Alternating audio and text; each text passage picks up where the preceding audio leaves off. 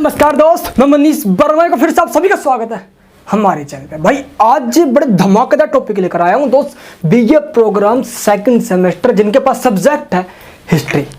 बड़ा डर लगता है हिस्ट्री से, अरे समझ में ही नहीं आता, अरे क्या करे भाई ताकि एग्जाम्स में अच्छे मार्क्स लिए। तो चलिए दोस्त करते हैं आज के इस वीडियो को स्टार्ट बिना बकवास के।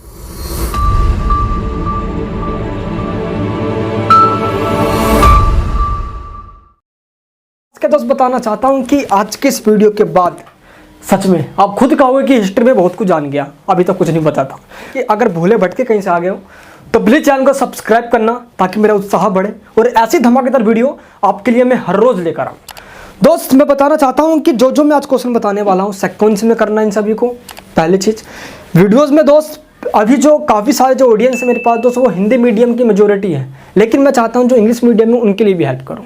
तो यहाँ पे दोस्त मैं जो बता रहा हूँ मैं कॉम्बिनेशन के साथ बताऊंगा, लेकिन याद रहे दोस्त वो जो नोट्स मेरे हैं वो इंग्लिश मीडियम और हिंदी मीडियम दोनों हैं। आप मेरे दोस्त नोट्स की लिंक है डिस्क्रिप्शन बॉक्स के अंदर। तो चलिए स्क्रीन पे देख सकते हो भाई। सबसे पहला क्वेश्चन क्या है कि right an essay on the society and economy of the Guptas. आपको गुप्तकालीन समाज एवं अर्थव्यवस्था पर एक निबंध लिखना है। यानी कि दोस्त जो गुप्तकालीन समाज है उसकी अर्थव्यवस्था कैसी थी और समाज कैसी थी इसके बारे में बताना है। मौर्य वंश का नाम किसने नहीं सुना होगा, है चंद्रगुप्त मौर्य, अशोक, सबने सुना होगा नाम। मौर्य साम्राज्य के बाद यानी कि दोस्तों मौर्य एम्पायर जो था उसके बाद एक वंश की स्थापना करी किसने, श्रीगुप्त ने। किसने करी, इस श्रीगुप्त ने। कब करी, 275 ईस्वी में। कब करी, 275 ईस्वी में, सेंचुरी में करने वाले दोस्तों श्रीगुप्त थे। और इन सब के बारे में हमें जो जानकारी मिलती है बेसिकली जो गुप्तास जो पीरियड है इसकी जानकारी हमें वायु पुराण से मिलती है।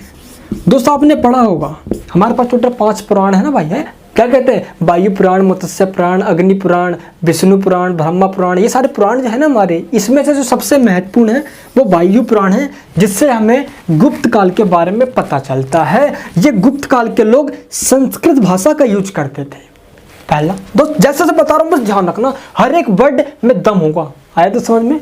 गुप्त काल समाज 275 ईस्वी पूर्व में श्रीगुप्त सबसे पहले शासक हुए जिन्होंने गुप्त काल की यानी गुप्त वंश की स्थापना करी, इस्टेब्लिशमेंट किया। कब, आफ्टर द मौर्यज एम्पायर। वायु पुराण से इसकी जानकारी मिलती है। संस्कृत भाषा का ये यूज करते थे। आया तो समझ में। और दुनिया में सबसे पहले दशमलव प्रणाली, कौन सा, दशमलव प्रणाली की शुरुआत भी गुप्त काल में हुई है। हम लिखते नहीं है 3.5, 5.4 कुछ भी, जब हम ये पॉइंट लगाते हैं ना, पॉइंट, ये जो दशमलव लगाते हैं हम, इसकी शुरुआत दशमलव प्रणाली की शुरुआत गुप्त काल में हुई है। कब हुई है, गुप्त काल में हुई है। इसके बाद सबसे पहले भारत के अंदर मंदिर बनाने की शुरुआत विशाल मात्रा में, बड़े मस्त मस्त मंदिर कला के साथ आर्ट यूज करके मंदिर बनाने की शुरुआत भी गुप्त काल में हुई है। और बताऊं, बाल विवाह है दोस्तों, बाल विवाह जिसको बंद करवा दिया था 1829 में किसने, राजा राम मोहन राय ने। वरना आज अगर ये बंद नहीं होता तो आप भी और मैं भी बाल बच्चे वाले होते। चलिए खैर वो तो बात की है। तो ये बाल विवाह की शुरुआत भी गुप्त काल में हुई थी दोस्तों। और बताऊं, चलिए कोर्स देखते हैं। सबसे अच्छे रूप से बिल्कुल उच्च कोटि के सोने के सिक्के के इस्तेमाल भी गुप्त काल में हुआ था। इसीलिए गुप्त काल को स्वर्ण युग कहा जाता है, गोल्डन पीरियड है। क्या कहा जाता है, गोल्डन पीरियड या गोल्डन एरा कह सकते हो आप, स्वर्ण युग। ठीक है दोस्त, ये मैंने अब तक जो बताया ये टोटल था इंट्रोडक्शन, क्योंकि हमेशा बताता आया हूँ जब भी कोई टॉपिक लिखो तो इंट्रोडक्शन से स्टार्ट करो। टीचर समझ जाएगा, बड़ा बच्चा बड़ा अच्छा पढ़ कर आया हुआ लगता है। आया तो समझ में। ये हो गया आपका इंट्रोडक्शन का पार्ट। तो क्या क्या मैंने बताया, मौर्य साम्राज्य के बाद गुप्त काल यानी कि गुप्तकालीन समाज की स्टार्ट हुई, गुप्त वंश की स्टार्टिंग हुई, श्रीगुप्त के द्वारा इसकी स्थापना करी गई। कब, 275 ईस्वी में की गई। वायु पुराण से इसकी जानकारी मिलती है।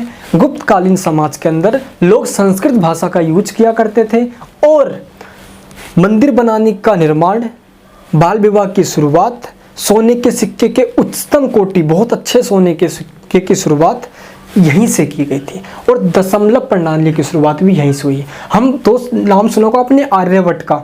आर्यभट्ट भी इसी समय के थे, 275 ईस्वी के ही थे। तो दोस्त इतनी सारी ये ब्रह्मांड की अगर आप जानकारी लेकर चलोगे तो टीचर समझ जाएगा ना यार, बच्चा तो बड़ा स्मार्ट लगता है यार, एग्जाम में ऐसे ही लिख कर आना, ठीक है। तो दोस्त ये बात होगी इंट्रोडक्शन की। चलिए दोस्त अब बात करते हैं कि समाज कैसा था, फिर बात करेंगे हम अर्थव्यवस्था कैसे थी, क्योंकि दोनों अलग अलग पूछा गया है। तो दोस्त पहले हो गया आपका इंट्रोडक्शन, अब बात करते हैं कि गुप्तकालीन समाज कैसा था। यहाँ पे एक बात जरूर याद रखना कि जब गुप्त वंश की स्टार्टिंग हुई थी तो कितने राजाओं ने यहाँ पे शासन किया।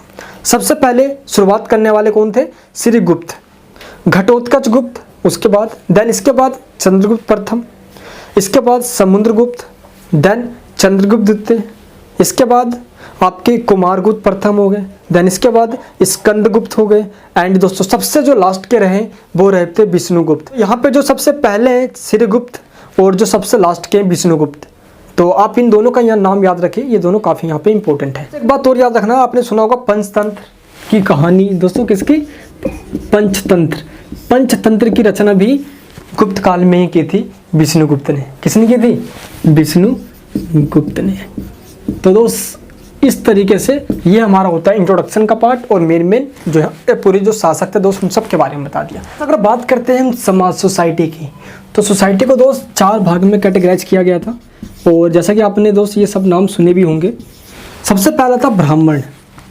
देखो ब्राह्मण ने ये सारी प्रथा प्राचीन समय चले आ रही है। पहले ये क्रम पे था, तो बाद में इसको आगे चलकर इन ब्राह्मणों ने इसको जन्म पे आधारित मान लिया कि नहीं अब तो ये जन्म पे आधारित है। आया दोस्त में?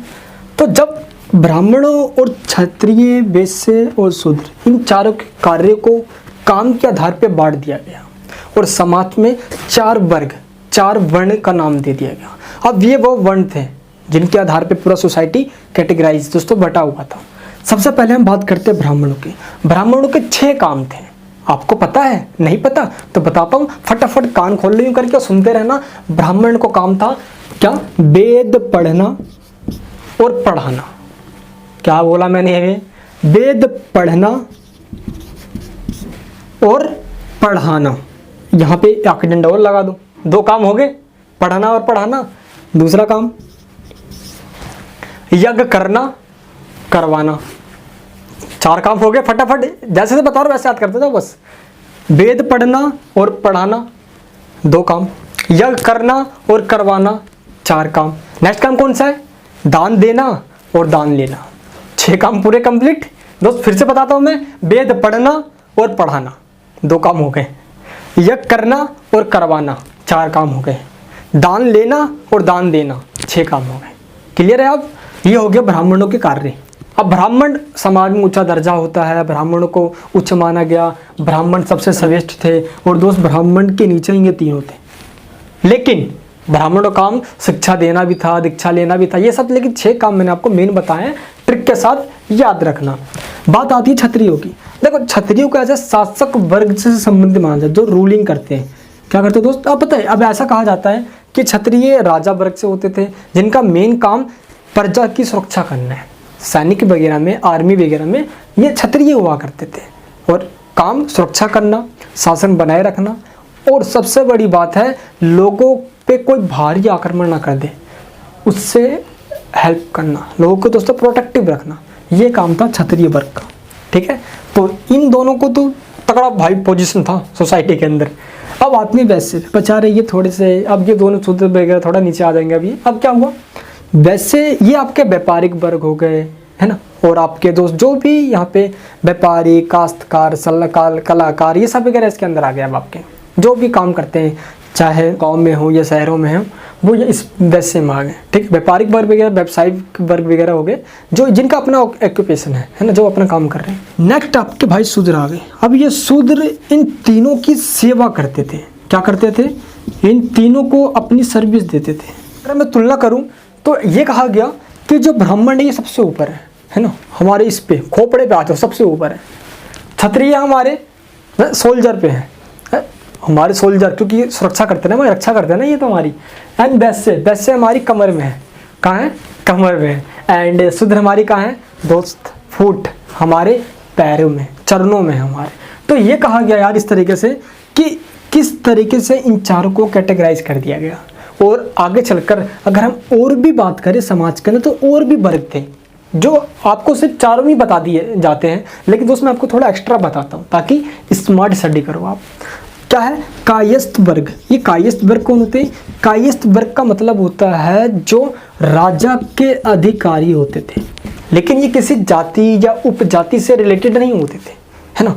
किसी जाति में इनको नहीं रखा गया, बस ये कहा गया कि ये राजा से जो राजा की जो सर्विस है, ये सर्विस प्रोवाइडर मान लो आप, है ना, राजा की सेवा करने वाले, राजा के अधिकारी, और अलग अलग जगह इनको बांट दिया गया था कि भाई तुम यहाँ देखोगे, तू यहाँ देखेगा, तू यहाँ देखेगा, और इस तरीके से शासन किया जाएगा। आया दोस्त समझ में? मैं आपको अपने अकॉर्डिंग समझा रहा हूँ ताकि बेटर समझ में आए। बुक की लैंग्वेज मुझे नहीं आती पसंद भाई, है। बंदा हिस्ट्री पढ़ेगा तब ना, जब उसको इंटरेस्ट आएगा बंदा पागल हो जाता है पढ़ते पढ़ते, तो ऐसे पढ़ो मजा आ जाएगा। नेक्स्ट है आपके अछूत वर्ग। देखो समाज के अंदर एक ऐसा वर्ग भी था जिसको अछूत माना जाता था, जिसको मलेच्छ कहा जाता था। क्या कहा जाता था दोस्त? मलेच्छ। इनको पहली बात, इनको संस्कृत भाषा नहीं आती थी, ये भी था। ब्राह्मण इनको एक अलग ही दर्जा दे रखे थे, चल भाई तू साइड रहा, हमसे समाज में तू नहीं है, इसलिए दोस्त ये भी हो गए। बाकी अछूत वर्ग वो भी हो गए जो चंडाल वगैरह हुआ करते थे, है ना। समाज के कुछ ऐसे काम करते थे जिनका अछूत काम माना जाता है, जैसे कि डेड बॉडीज को उठाना, है ना, मरे हुए पशुओं को उठाकर कहीं और लेकर जाना, तो ऐसे कुछ काम मान लो आप इसके अंदर। एंड दास प्रथा। दास प्रथा की शुरुआत दोस्त मौर्य काल पहले इस चल रही थी, लेकिन दोस्तों मौर्य काल के अंदर दास प्रथा की शुरुआत कहीं ना कहीं हो गई थी, लेकिन गुप्त काल भी इससे नहीं बचा। दास प्रथा मतलब क्या होता है? Slavery custom. स्लेवरी मतलब जब लोगों को गुलाम बनाकर इंसानों को यूज करता है। कभी देखा राजा के पीछे खड़े होते तो पंखे हिला हिला के यूं करते, पंखे हिलाते हैं दोस्त, वैसे ही हमारे यहाँ पे दास प्रथा है। आज लोगों को दोस्त अपने इस्तेमाल के लिए बेचा और खरीदा जाता था, आया समझ में। एंड नेक्स्ट है पारिवारिक जीवन। पारिवारिक जीवन की बात बताऊँ तो हस्बैंड वाइफ बच्चे ये सब एक परिवार में रहा करते थे, लेकिन परिवार संयुक्त रहा करता था। संयुक्त मतलब क्या होता है? मतलब एक पूरी कम्युनिटी रहा करती थी परिवार के अंदर, जैसे कि मेरे पापा के पापा एंड दोस्त थे, मेरे चाचा, मेरे ताऊ, मतलब सब मिलके रह लिया करते थे। ऐसा परिवार था जिसको संयुक्त परिवार कहते हैं, पूरी कम्युनिटी थी परिवार की। बात करते हैं स्त्रियों की। भाई देखो इन पे बड़ा दुख होता है मेरे को यार सुनकर ये, क्योंकि इन पे हमेशा साथ खड़ा रहा हूँ और कुछ ऐसे कंडीशन रहे जिसका मैं हमेशा अपोज करता रहा। पहली बात तो ये कि देखो लड़की को शादी 12-13 साल में कर दी जाती थी, चलो ठीक है वो उस समय कंडीशन था, लेकिन आपको क्या लगता है कि आज ये ठीक हो गया है? तो साथ भी भारत के ऐसे कई ऐसे इलाके हैं जहाँ पे लड़की को सही से सम्मान नहीं मिलता, उनको आज भी शिक्षा के लिए आगे नहीं बढ़ाया जाता। तो उस टॉपिक से थोड़ी पता है क्यों भावुक सा हो जाता हूँ, क्योंकि क्यों भाई है आज वो लड़के नहीं कर सकते दोस्त, वो लड़कियाँ कर सकती है। तो आप सबको दोस्त कहना चाहता हूँ जो लड़कियाँ इस वीडियो को देख रहे हैं, अपना वो कभी कमज़ोर मत मानना, प्लीज़ आगे बढ़ना। ये सपोर्ट में रहेगा आपकी मनीष वर्मा, हमेशा आगे बढ़ना। बाकी एक बात ध्यान रखना, हाथ के स्किल के लिए काम करना। पढ़ाई तो आगे लेके जाएगी, लेकिन ये इस पढ़ाई के साथ अपने स्किल को नहीं जोड़ोगे ना, अब तो आगे लेके नहीं बढ़ पाओगे कभी। तो हाथ के स्किल को अपना बना कर चलना। एंड स्त्रियों की बात हमने कर लिया दोस्तों, 12 से 13 साल में इनकी शादी कर दी जाती थी। घर के अंदर तो दोस्त जो बड़ा बेटा है ना, चलती थी उसकी थी, ये तो हम सब पढ़ते आए हैं कि सबसे बड़ा जो एल्डर होगा घर के अंदर उसके चलेगी, और बुजुर्ग में जो सबसे पुरुष में जो होगा मेल में उसकी चलेगी। बाकी देखो यार यहाँ पे भी वंशानुगत व्यवस्था था, है पैट्रियार्की सिस्टम, कैसे बाप मर गया तो उसके बाद उसका बेटा, उसके बाद उसका बेटा, उसके बाद उसका बेटा। देखो यार यहाँ पे क्या आता है ना कि स्त्रियों को या महिलाओं को संपत्ति पर अधिकार ना होना, ये सब भेदभाव को दिखाता है, डिस्क्रिमिनेशन को दिखाता है। और इस तरीके से जैसे कि एक दोस्त आपने नाम सुना होगा प्रभावती गुप्त का। प्रभावती गुप्त पहली ऐसी महिला थी जिसको गुप्त साम्राज्य के अंदर संपत्ति का अधिकार था। तो नाम याद रखना प्रभावती गुप्त का, प्रभावती गुप्त, ठीक है। हाँ जी, तो ये बात होगी दोस्त पूरी समाज की। बात करते हैं अपनी इकोनॉमी की, किसकी? अर्थव्यवस्था की। सबसे पहला पॉइंट है आपका एग्रीकल्चर, यानी कि कृषि। दोस्त एग्रीकल्चर देखो हर समाज का, भारत भी यार एग्रीकल्चर यानी कौन सा? कृषि प्रधान देश रहा है जहाँ पे एग्रीकल्चर इंटेंसिव रहा है। और यहाँ पे क्या है दोस्त, किसान खेती किया करते थे। ध्यान रखना इस पूरे खेती से ये वाला मेथड सरकार का था, यानी कि अगर दोस्तों 1/6 है, समझाने में कोशिश करता हूँ, 1 2 3 4 5 6 भाग है ना। अगर खेती हुई तो ये जब एक भाग होगा ये सरकार लेगी, बाकी ये वाला जो भाग होगा इतना किसान ले लेंगे, यानी कि दोस्त इतना भाग तो सरकार ले लेगी टैक्स के रूप में। इसी को 1/6 कहा जाता है। अब ये तो अभी क्या एग्रीकल्चर की बात। देखो भूमि काफ़ी उपजाऊ हुआ करती थी, नदियों के कारण भूमि उपजाऊ बन गई थी और फर्टिलाइजर सिस्टम ने तगड़ा था कि भाई फसल क्रॉप्स बड़े तगड़े मात्रा में हुआ करते थे, इतना हुआ करता था कि खाने के बाद भी बच जाया करता था, उसका हम एक्सपोर्ट कर दिया करते थे, बाहर के कंट्री में बेच दिया करते थे। तो ये हो गया भाई एग्रीकल्चर की बात। और कृषि आधारित अर्थव्यवस्था थी हमारी, जिससे सरकार को काफ़ी फायदा मिला, यानी कि गुप्त साम्राज्य में इससे काफ़ी फायदा मिला। बात आती है राजस्व की, क्योंकि जब खेती करवा रहे हैं तो राजस्व भी तो मिलेगा ना। एंड दोस्त, जो राजस्व मिलता था उसको भाग कहा जाता था, जो टैक्स मिल रहा है ना उसको भाग कहा जाता था। कहीं कहीं इसको भोग के नाम से भी जाना गया है, लेकिन मेनली भाग कहा जाता था। ठीक है, अब ध्यान रखें, जो टैक्स, जो राजस्व लिया जाता है, राजस्व को टैक्स कहा जाता है, वो दो प्रकार से लिया जाता था। एक तो नगद के रूप में, भाई नगद पैसा दो, पैसा मतलब कॉइन्स, सोने के सिक्के काफ़ी चलते थे यहाँ पे, सिक्के दो, या अनाज के रूप में। ठीक है, अब दो अधिकारी हुआ करते थे, दो अधिकारी, अधिकारी मतलब वही ब्यूरोक्रेट्स, सरकार के अधिकारी। अब जो नगद टैक्स लेने जाएगा वो हिरने कहलाएगा। क्या कहलाएगा? हिरने। आएगा समझ में? जो अनाज के रूप में टैक्स लेने जाएगा उसको औद्रिक कहेंगे। क्या कहेंगे उसको? औद्रिक कहेंगे, औद्रिक, याद रखना। ठीक है, तो याद रहे दोस्त, ये दोनों जो कंसेप्ट समझा रहा हूँ बहुत आसान लैंग्वेज में भाई, अच्छे से समझना। ठीक है, एंड नेक्स्ट है आपका पशुपालन। देखो, गाय और बैल, दो चीज़, गाय, काऊ एंड बैल। अब यहाँ पे क्या है यार, अच्छे मात्रा में दूध मिल जाना, पहली चीज़। कृषि के लिए इनको इस्तेमाल करना, इससे इकोनॉमिकल बेनिफिट हुआ।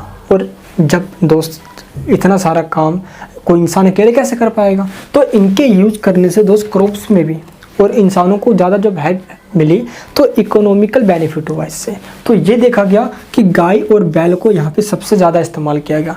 इसके बाद भी काफ़ी पालतू पशु थे वहाँ पे, बहुत थे, बकरी वगैरह सब थे, लेकिन गाय और बैल को सबसे इम्पोर्टेंट माना गया, जो कि इकोनॉमिकल रूप से बेनिफिट है, चाहे दूध के मामले में, चाहे सामान ढोने के मामले में। उद्योग और शिल्प यानी कि कच्चे माल के लिए बड़ा फेमस था गुप्त काल, क्योंकि अभिलेखों से जानकारी मिलती है दोस्त, चाहे लोहा अयस्क हो गया आपका, सोना हो गया आपका, हीरे हो गए, इन सब के खदान गुप्त काल के अंदर भरमार था। इसी कारण से दोस्त इसको स्वर्ण युग, गोल्डन एरा कहा जाता है, और इसकी डिमांड वर्ल्ड के तमाम देशों में भी था। तो इसी कारण से उद्योग और शिल्प के कारण दोस्त एक बात ध्यान रखना, ये सब तो इसकी बेनिफिट है ही है, लेकिन साहित्य का भी बड़ा विकास हुआ यहाँ पे। साहित्य हो गया, आपके कला, आर्ट वगैरह हो गए, बहुत ज़्यादा डेवलप हुआ यहाँ पे। तो इसी के साथ साथ चाहे एग्रीकल्चर, चाहे आपका टैक्स हो गया, पशुपालन है ना, एंड दोस्त आपका उद्योग एंड शिल्प हो गया आपका। उद्योग और शिल्प मतलब कि यहाँ पे मुख्य ऑक्यूपेशन क्या है, तो दोस्त लोगों का काम यहाँ पे सिक्के बनाना से लेकर दोस्त खानों से हीरे जवाहरात, ये सब निकालना तक भी था। तो दोस्त याद रहे आप सभी को, तो उद्योग और जो शिल्प है यहाँ पे मेनली यहाँ पे व्यापार के लिए, और जो सबसे फेमस था गुप्त साम्राज्य अपने सोने के सिक्कों के लिए, हीरो जवाहरात के लिए, अयस्क लोहा के लिए। दोस्त इन तमाम तरह के खजाने गुप्त साम्राज्य में थे। बात करते हैं श्रेणी संगठन। श्रेणी संगठन का मतलब होता है व्यापारिक संगठन। दोस्त यहाँ पे आज के अकॉर्डिंग तो नहीं, लेकिन उस समय भी समुदायों ने मिलकर क्या कर रखा था, एक संगठन, ऑर्गेनाइजेशन बना रखा था, ताकि आपस में मिलकर व्यापार कर सके, एक एरिया से दूसरे एरिया में अपने सामान को भेज सके। और इससे दोस्त बिल्कुल कहते हैं डिसिप्लिन के साथ ट्रेड हो जाया करता था। इससे इसको फ़ायदा हुआ। फ़ायदा हुआ तो दोस्तों टैक्स कहाँ पे गया? सरकार के पास गया। और दोस्तों गवर्नमेंट को इससे फ़ायदा, गवर्नमेंट मतलब है दोस्त गुप्तकालीन सरकार को फ़ायदा हुआ इससे। नेक्स्ट आप बात करते हैं सिक्के की। सिक्के की बात करूँ तो चंद्रगुप्त प्रथम, नाम जो बता रहा हूँ याद रखना, चंद्रगुप्त प्रथम और समुद्रगुप्त के द्वारा यहाँ पे सिक्के चला दिए गए थे। इन्होंने चलाए सोने के सिक्के, वो 118 से 122 ग्रेन के थे। तो जितना ज़्यादा ग्रेन होगा उतना ज़्यादा सोने में शुद्धता पाई जाएगी, प्योरिटी होगी, है ना। लेकिन आगे चल के दोस्त जब चंद्रगुप्त द्वितीय आया तो भाई इसने धमाल मचा दिया। इसने 124 से 132 ग्रेन के सोने के सिक्के चला दिए, बिल्कुल प्योरिटी के साथ, इतना प्योर शुद्धता के साथ सोना चलाया। और इसी कारण से दोस्त गुप्त काल समाज और अर्थव्यवस्था फेमस हुआ, प्रसिद्धि मिली इसको। किसके कारण? ये दोस्त प्रसिद्ध सोने के सिक्के चलाने के कारण। और यही सेम सबसे पहले भारत के अंदर प्रथम शताब्दी ईस्वी में दोस्त किसने? कुषाण शासकों ने दोस्त सोने के सिक्के चलाए थे। और इसी को अपनाते हुए किसने? चंद्रगुप्त द्वितीय ने। प्रथम ने तो ये चलाए थे, है ना, चंद्रगुप्त प्रथम ने, और समुद्रगुप्त ने, इन दोनों ने मिलकर तो ये वाले सोने के सिक्के चलाए। कितने? 118 122 ग्रेन के। लेकिन मेरे दोस्त चंद्रगुप्त द्वितीय ने 124 से 132 ग्रेन के सोने के सिक्के चलाए, जो कि काफ़ी बेनिफिट रहा और इस तरीके से समाज में नाम और शोहरत बढ़ता गया। इस तरह से कह सकते हैं कि इतने बड़े मात्रा में सोने को यूज करना ये दिखाता है कि भाई कितने पैसे वाले मतलब कहते नहीं कि भाई अरे भाई बड़ा तगड़ा मामला है इनका, तो यानी कि इकोनॉमिकल कंडीशन बड़ी तगड़ी थी और सोने के सिक्कों के यूज से इनका महत्व बढ़ता गया। इवन यहाँ पे बताना चाहता हूँ आपको कि सोने के सिक्के तो छोड़ो भाई, चंद्रगुप्त द्वितीय ने सबसे पहले गुप्त साम्राज्य में भाई सबसे पहले चांदी के सिक्के चलवाए थे। सबसे पहले सोने के चला ही रहे, पहले चांदी के भी चलवा रहे। तो दोस्तों गुप्त काल हुआ ना बड़ा भयंकर है। एंड अब आता है आपका, जब ये सब ठीक हुआ, देखो व्यापार वाणिज्य की बात करते हैं हम ना, आंतरिक कला है, सब कुछ ठीक चल रहा है, विदेश से कोई आक्रमण नहीं, जब सब कुछ ठीक रहेगा तो दोस्त आंतरिक व्यापार भी होगा, तो एक जगह से सामान दूसरी जगह पे भी जाएगा, चाहे वो एग्रीकल्चर में, कृषि में हो या शिल्प तथा उद्योग में हो, चाहे वो लोहे के सामान हो, चाहे वो सोने के सामान हो, चाहे वो चांदी के हो, चाहे जेवरात हो, खजाने हो, खान के सामान हो, कुछ भी हो, है ना, अनाज हो, फसल हो, एक जगह दूसरी जगह भी जाएगा। प्लस विदेशों से भी व्यापार किया गया, नदियों के माध्यम से, समुद्र के माध्यम से व्यापार किया जाता है, हर जबरात से लेके दोस्त हर वो अनाज, जैसे भारत में आंतरिक व्यापार हुआ इंटरनल, अब दोस्त इसी के साथ साथ एक्सटर्नल ट्रेड भी हुआ, उसी को विदेशी व्यापार भी कहते हैं। इसके कारण ही दोस्त गुप्त काल को प्रसिद्धि मिली। आई होप कि दोस्त आपको एक क्वेश्चन समझ में आया होगा। इस प्रकार कहा जा सकता है एज अ कंक्लूजन कि गुप्त साम्राज्य एक ऐसा साम्राज्य हुआ जब मौर्यकालीन समाज के बाद भी काफ़ी प्रसिद्ध हुआ और इसने अपने दोस्त साम्राज्य को बढ़ाने के लिए आज इसको जाना जाता है। किसके लिए दोस्त? इसने अपने साम्राज्य को भारत के तमाम क्षेत्रों पर फैला दिया पूरा, है दोस्त। मौर्य साम्राज्य जहाँ पे था सेम वहीं पे गुप्तकालीन साम्राज्य भी आया, और लेकिन इसने अपने साम्राज्य को बहुत तेज़ी से फैलाया समुद्रगुप्त के द्वारा, और दोस्त विष्णुगुप्त तक ये एंड हुआ। लेकिन गुप्तकालीन समाज दोस्त लास्ट में जाके ख़त्म हो गया, डिसइंटीग्रेशन हो गया, गुप्तकालीन समाज का पतन हो गया। लेकिन क्यों हुआ? 2-3 कारण बताने की कोशिश करता हूँ आपको। सबसे पहला कारण है आंतरिक कलह होना, यानी कि दोस्त जो गुप्त काल जो प्रशासन है, प्लस दोस्त ये जो गुप्त काल में जितने भी राजा हैं इनके परिवार में ही आंतरिक कलह हो गया, बिक्रिंग हो गया, चल नहीं पाया, पहला। दूसरा कारण क्या दोस्तों? विदेशी लास्ट में जाके विष्णुगुप्त के समय में आकर दोस्त विदेशी आक्रमण हो गया, दूसरा कारण। और इसी कारण से जो सेंट्रल पावर है वो कमज़ोर हो गई और गुप्तकालीन समाज खत्म हो गया, लेकिन प्रसिद्ध बड़ा होगा। तो दोस्त इसी तरीके के साथ हमारे ये टॉपिक भाई यानी फर्स्ट क्वेश्चन कंप्लीट होता है। आई होप कि दोस्त आपको क्वेश्चन समझ में आया हो। कोई भी दिक्कत होता है भाई कमेंट में पूछे, वरना हमारे व्हाट्सएप ग्रुप में आए ज्वाइन करें।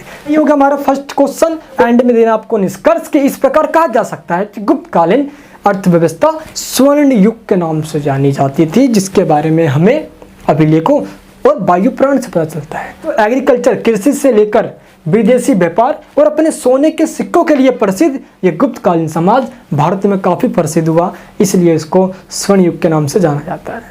चलिए दोस्त करते हैं अब स्टार्ट अपने हम सेकंड क्वेश्चन आपके स्क्रीन के ऊपर है। क्वेश्चन का कह रहा है कि discuss the achievements of Samudragupta on the basis of Allahabad inscriptions. यहाँ पे क्या कहना है आपको कि इलाहाबाद प्रशस्ति मतलब सिंपल अभिलेख होता है।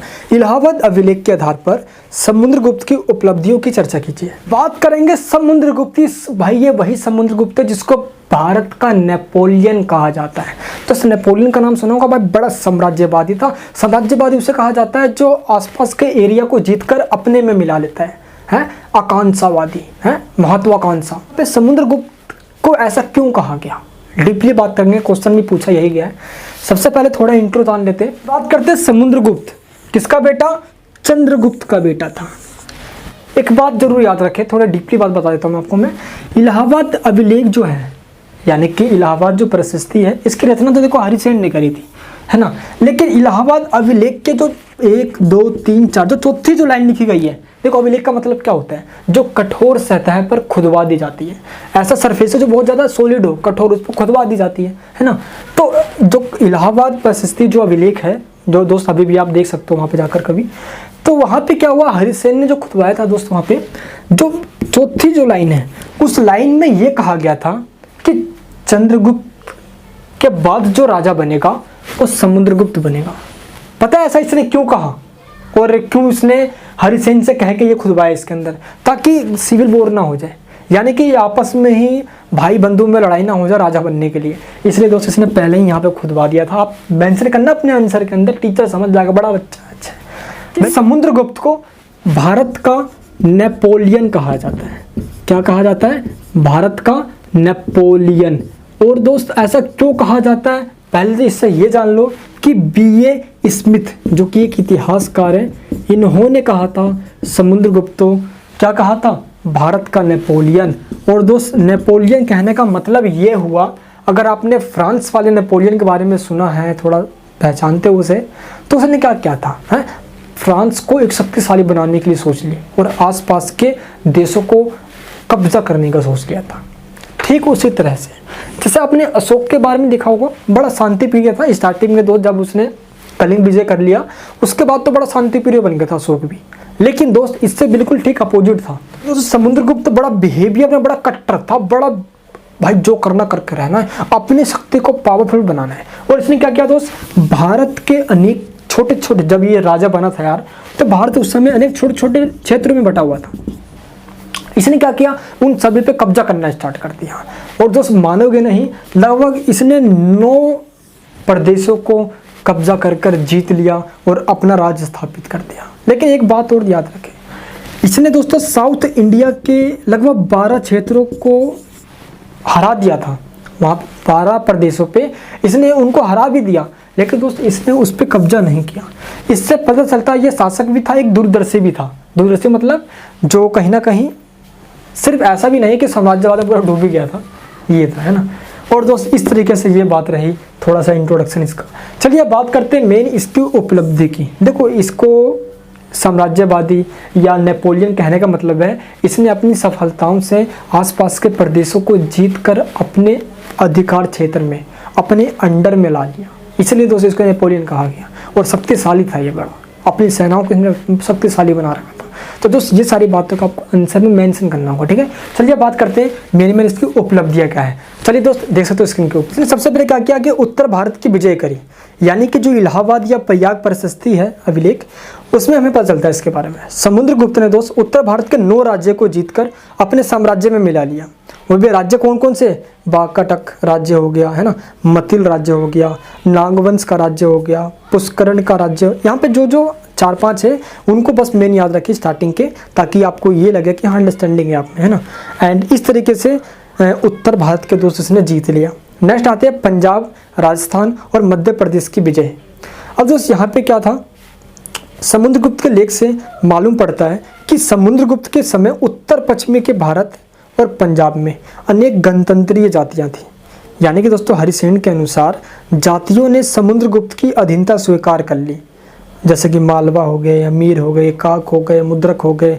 ये कुछ ऐसी जातियां हैं जिनको समुद्रगुप्त के सामने झुकना पड़ा और समुद्रगुप्त की जीत हुई, इससे वो शक्तिशाली बना। नेक्स्ट पॉइंट क्या है? मध्य भारत के अन्य नरेशों, नरेशों मतलब राजा के राज्यों की विजय। यानी कि दोस्त ये हुआ कि उत्तर भारत, है ना, और दक्षिण भारत के मध्य जो बीच में जो राज्य है, यानी कि तो उत्तर भारत और दक्षिण भारत, आप मैप में देखो तो उत्तर ऊपर आता है, दक्षिण नीचे आता है। तो इसने भी उनको हरा दिया, लेकिन इसको साम्राज्य में नहीं मिलाया, बट उसको अपने अंडर में रखा। ये राज्य आदिवासियों के थे। ये राज्य उसे कर देने के साथ साथ अच्छे मौके में सैनिक सहायता भी देते थे, यानी कि वो टैक्स के रूप में इनका यूज करता, बस वो इसको अपने साम्राज्य में शामिल नहीं करता, है ना। तो वो टैक्स के लिए इनको यूज किया करता था। उन्हें आपका सीमांत कबीलाई राज्यों पर विजय, कबीलाओं जहाँ पे कबीले वगैरह रहते हैं। हुआ क्या, देखो जब समुद्रगुप्त की शक्ति जब बढ़ते जा रही थी, तो इसी को देखते हुए बंगाल, असम और नेपाल, ये सभी राज्यों ने अपनी दोस्त अधीनता यानी कि समुद्रगुप्त के अंडर में आना एक्सेप्ट कर लिया, गुलाम बनेंगे ये भी उसके। नेक्स्ट दक्षिण भारत के राज्यों की विजय। एक विशाल सेना की सहायता से उसने दक्षिण भारत के सभी राज्यों को हरा दिया। दोस्त मैंने आपको स्टार्टिंग में बताया इसकी सेना बहुत शक्तिशाली थी, इसके सामने को टिक नहीं पाया और इसीलिए इसको भारत का नेपोलियन भी कहा गया। किसके द्वारा? दोस्त अभी मैंने आपको स्टार्टिंग बताया था, B.A. स्मिथ के द्वारा। और इस तरीके से दोस्त इसने दक्षिण भारत में भी अपनी ठाक यानी क्या साम्राज्य फैलाया। लेकिन मेरे दोस्तों ये बात था कि दक्षिण भारत को उसने जीता, तो मैंने आपको स्टार्टिंग बताया था ना 12 प्रदेश ऐसे थे जिसको जीता इसने, लेकिन उसको इसने अपने साम्राज्य में नहीं मिलाया, क्योंकि दोस्तों पाटलिपुत्र यानी कि पटना जिसको आज हम कहते हैं, ये बहुत दूर था दक्षिण से, लेकिन इसने इसको टैक्स के रूप में यूज किया। जिसको दोस्त याद रखें, जिसको इसने अपने साम्राज्य में नहीं मिलाया, ये वहाँ से टैक्स के लूट रहा था भाई तगड़े धमाल रूप से। नेक्स्ट है आपका विदेशी शक्तियों व श्रीलंका से संबंध। कहा जाता है कि समुद्रगुप्त ने शक, कुषाण जैसी विदेशी शक्तियों और श्रीलंका से अच्छे संबंध बनाए। गुप्त राज्यों की गरुड़ मूर्ति से अंकित मुद्रा इन राज्यों ने स्वीकार किया। दोस्त यहाँ पे गुप्त की जब बात आती है, देखो गुप्त को हराने वाले कौन थे? विदेशी थे। मैंने आपको स्टार्टिंग बताया था, विदेशी में कौन? जो हूण वंश के थे। दोस्तों हूण राजाओं ने गुप्त को हराया और उसी के बाद जब अभी क्या हुआ, ये समझ गया था कि विदेशों से संबंध अच्छे बना के रखूँ वरना हम पे कोई खतरा ना आ जाए, है ना, संबंध को। और दोस्तों इसने अच्छे संबंध भी बनाए, वो चाहे चीन हो आपका या आसपास के श्रीलंका वगैरह, सबसे दोस्त इसको उपहार भी आया करते थे। और इस तरह के दोस्तों ये सारे इसके रहे क्या मेन उपलब्धियां। तो इस प्रकार दोस्त कहा जा सकता है कि समुद्रगुप्त दिमाग से जितना तेज उतना ही दोस्तों ये शक्तिशाली सेना से भी तेज था। पूरे भारत पे अपना कब्जा बनाकर बैठ गया, जहां पे ये कब्जा नहीं कर पाता। कब्जा मतलब जिसको ये अपने साम्राज्य में, अपने एम्पायर में नहीं मिला पाता, वहां से ये टैक्स के रूप में उनको यूज करता है। और दोस्त ये देख सकते हो इसने इतना बड़ा साम्राज्य भारत के अंदर बना दिया। तो दोस्त कह सकते हैं कि निष्कर्ष रूप में भाई बड़ा शक्तिशाली साबित हुआ ये, है ना, अपने इकोनॉमिक, है ना, आर्थिक में भी, पॉलिटिकल में भी, या दोस्तों आपका सोशल में भी। बट फैक्ट्री ने इसका पूरे भारत में फैला और तभी इसकी तुलना, इसको कंपेयर नेपोलियन से कर दिया गया। चलिए दोस्त ये रहा आपका भाई सेकंड क्वेश्चन, बड़ा अच्छा लगा होगा भाई। चलिए बात करते हैं अपने हम थर्ड क्वेश्चन की। थर्ड क्वेश्चन आपकी स्क्रीन के ऊपर है कि हर्ष के राज्य विस्तार एवं प्रशासन का वर्णन कीजिए। यहाँ पे दोस्त आपको बताना है कि राजा हर्षवर्धन के बारे में प्रभाकरण पिता का नाम था, यशोमती मम्मी जी का नाम था। 606 ईस्वी से लेकर 647 ईस्वी तक दोस्तों शासन करने वाला कौन? हर्षवर्धन। क्या था, क्या क्वेश्चन में पूछा गया है कि इसके प्रशासन के बारे में और इसके साम्राज्य विस्तार के बारे में आपको बताना है। दोस्त 606 से 647 ईस्वी तक इसने शासन किया।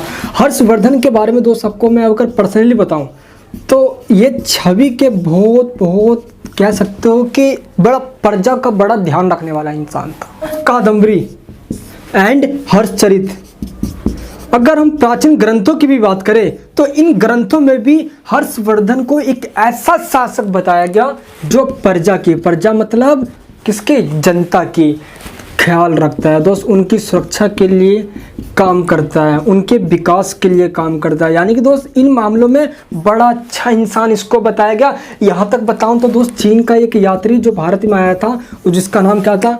हेनसांग। जिसका नाम क्या था? हेनसांग। दोस्तों हेनसांग ने ये कहा कि बड़ा अच्छा बंदा था, प्रजा का ख्याल रखता था। यहाँ तक इसने ये कह दिया कि ये अपनी जनता की ध्यान, अपनी जनता के लिए इतनी चिंता में रहता था कि सोना कब है और खाना कब है ये तक भूल जाया करता था। दोस्त आंसर है मेंशन करना आप ये सारी बातें जो बता रहा हूँ आपको। तो इस तरीके के पर्सनैलिटी में दोस्त हर्षवर्धन था। जब ये राजा था इस समय में देवीय सिद्धांत हुआ करती थी। देवीय सिद्धांत मतलब होता है डॉक्ट्रिन पॉलिस। अब देखो डॉक्ट्रिन प्रिंसिपल का मतलब क्या होता है यहाँ पे? डॉक्ट्रिन प्रिंसिपल का मतलब ये होता है कि राजा को भगवान ने धरती पे भेजा है ताकि वो, भगवान तो धरती पा नहीं सकते तो राजा सारा काम करे। और ऐसा नहीं है दोस्त, काफ़ी इतिहास में ऐसा माना गया है कि जो ऐसा कह के कहता है तो वो कहीं ना कहीं वो थर्डरशिप की बात करता है, तानाशाही की। लेकिन दोस्त हर्षवर्धन उन शासकों में से बिल्कुल भी नहीं आया। दोस्तों में अशोक जैसे ही प्रजा के लिए काफ़ी उसने किया, वैसे ही हर्षवर्धन भी था। और इस हर्षवर्धन के शासन में काफ़ी विस्तार भी हुआ, विकास भी हुआ। एक चीज़ में बड़ा तेज निकला, इसने सेना को बड़े ताकतवर बना रखा था। इसने भाई अच्छे के लिए अच्छा था, बुरे के लिए बुरा था, ऐसा ही होना चाहिए, है ना। यहाँ तक तो भाई ठीक है। ये धर्म का बड़ा रक्षक था। तो जैसे से बता रहा हूँ समझते आना, ये धर्म का बहुत रक्षक था, यानी कि सभी लोगों के बीच में न्याय करता था। और ध्यान रखना दोस्त, ये न्याय यानी कि किसी के साथ गलत होने नहीं देता था, ये बात याद रखें। और सबसे बड़ी बात ये थी कि जनता राजा के बारे में क्या सोचती है, जनता की मेन प्रॉब्लम क्या है, ये देखने के लिए, ये पता लगाने के लिए दोस्त ये खुद वेश बदल के अपने हुलियों को चेंज करके लोगों के बीच में चला जाया करता था ताकि ये पता कर सके कि लोगों की मेन प्रॉब्लम क्या है और उसको ये सोल्व कर सके।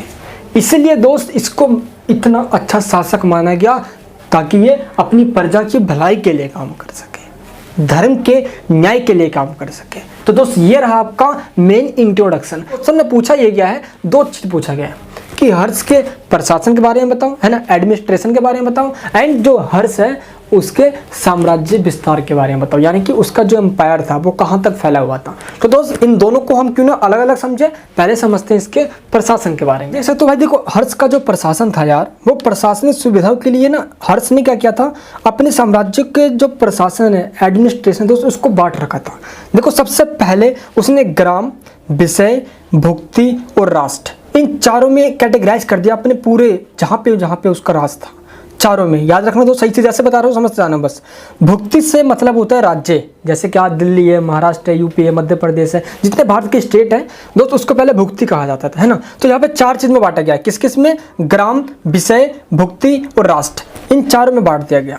अब दोस्त राष्ट्र का मतलब देश चल रहा है, ठीक है। अब यहाँ पे क्या है, जो यहाँ पे विषय है, देखो ग्राम के बाद जो विषय है, विषय का मतलब है डिस्ट्रिक्ट, जिला, ठीक है। तो यहाँ पे तो 4 भाग में बांटा गया है, ग्राम, विषय, भुक्ति और राष्ट्र। दोस्तों बार बार रिपीट कर रहा हूँ ताकि आपके मन में और जल्दी फटाफट आपको याद हो जाए।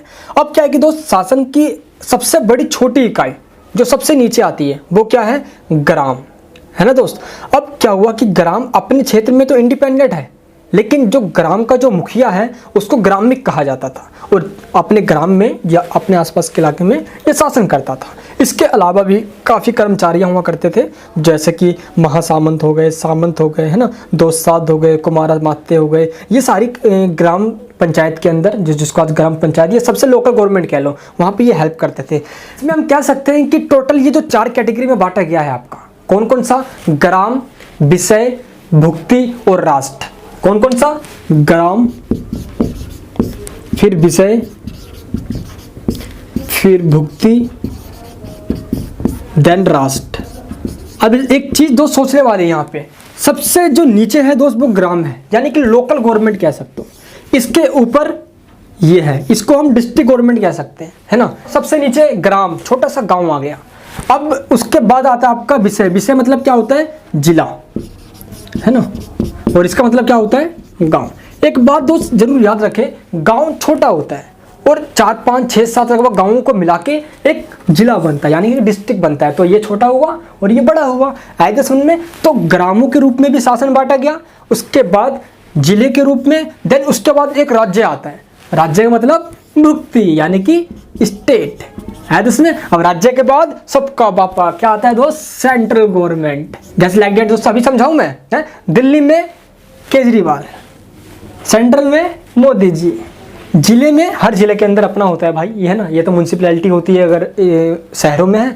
गांव में अपना होता है जिला पंचायत जिसको कहते हैं हम, और गांव में सरपंच होता है, ऐसे ही होता है। तो दोस्त इस बात को देखते हुए हर्षवर्धन ने भी अपने शासन को बांट दिया था, इन 4 पार्ट्स में कैटेगराइज कर दिया था, ताकि शासन के जो प्रॉब्लम है, लोगों की जो प्रॉब्लम है, वो यहाँ पे रहते हुए यहाँ के लोग समझ सकते हैं, यहाँ के लोग यहाँ समझ सकते हैं, यहाँ पे। तो इस प्रकार जो 4 भागों में बांट दिया गया था ताकि शासन को सही से चलाया जा सके। तो सबसे पहले बात हमने क्या किया कि इसने एडमिनिस्ट्रेशन की, प्रशासन की सुविधा के लिए अपने प्रशासन को 4 भाग में बांट रखा था।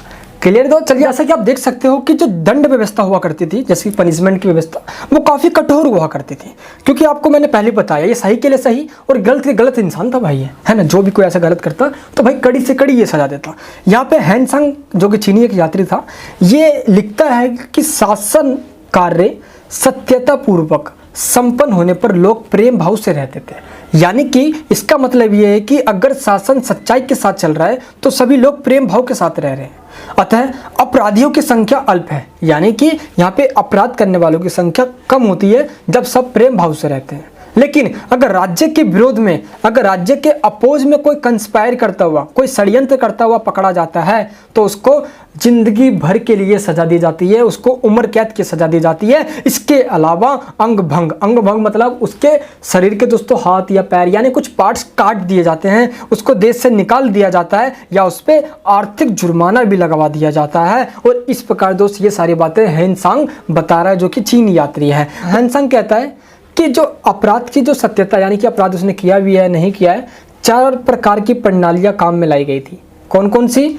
जल द्वारा, अग्नि द्वारा, तुला द्वारा, विष द्वारा। पहले उसको जल से दो, या उसको फिर उसको अग्नि से डराओ, या उसको फिर तुला दो तो उस पर बल दो, फिर लास्ट में उसको जहर दे दो। अगर फिर भी ना माना तो अपने आप ही एंड में वो सच्चाई उगलेगा ही। तो ये थी हर्षवर्धन की नीति किस चीज़ में? अपराध को साबित करवाने में। उसको पानी दो, पानी दो, फिर उसको आग में से डराओ, उसके बाद किसमें? उसको तुला दो। तुला मतलब क्या होता है? मारो उसको, कड़ी पे कड़ी मारो, लास्ट में कुछ जहर देने की बात करो, लास्ट में तो मानेगा ही, सब कुछ उगलेगा।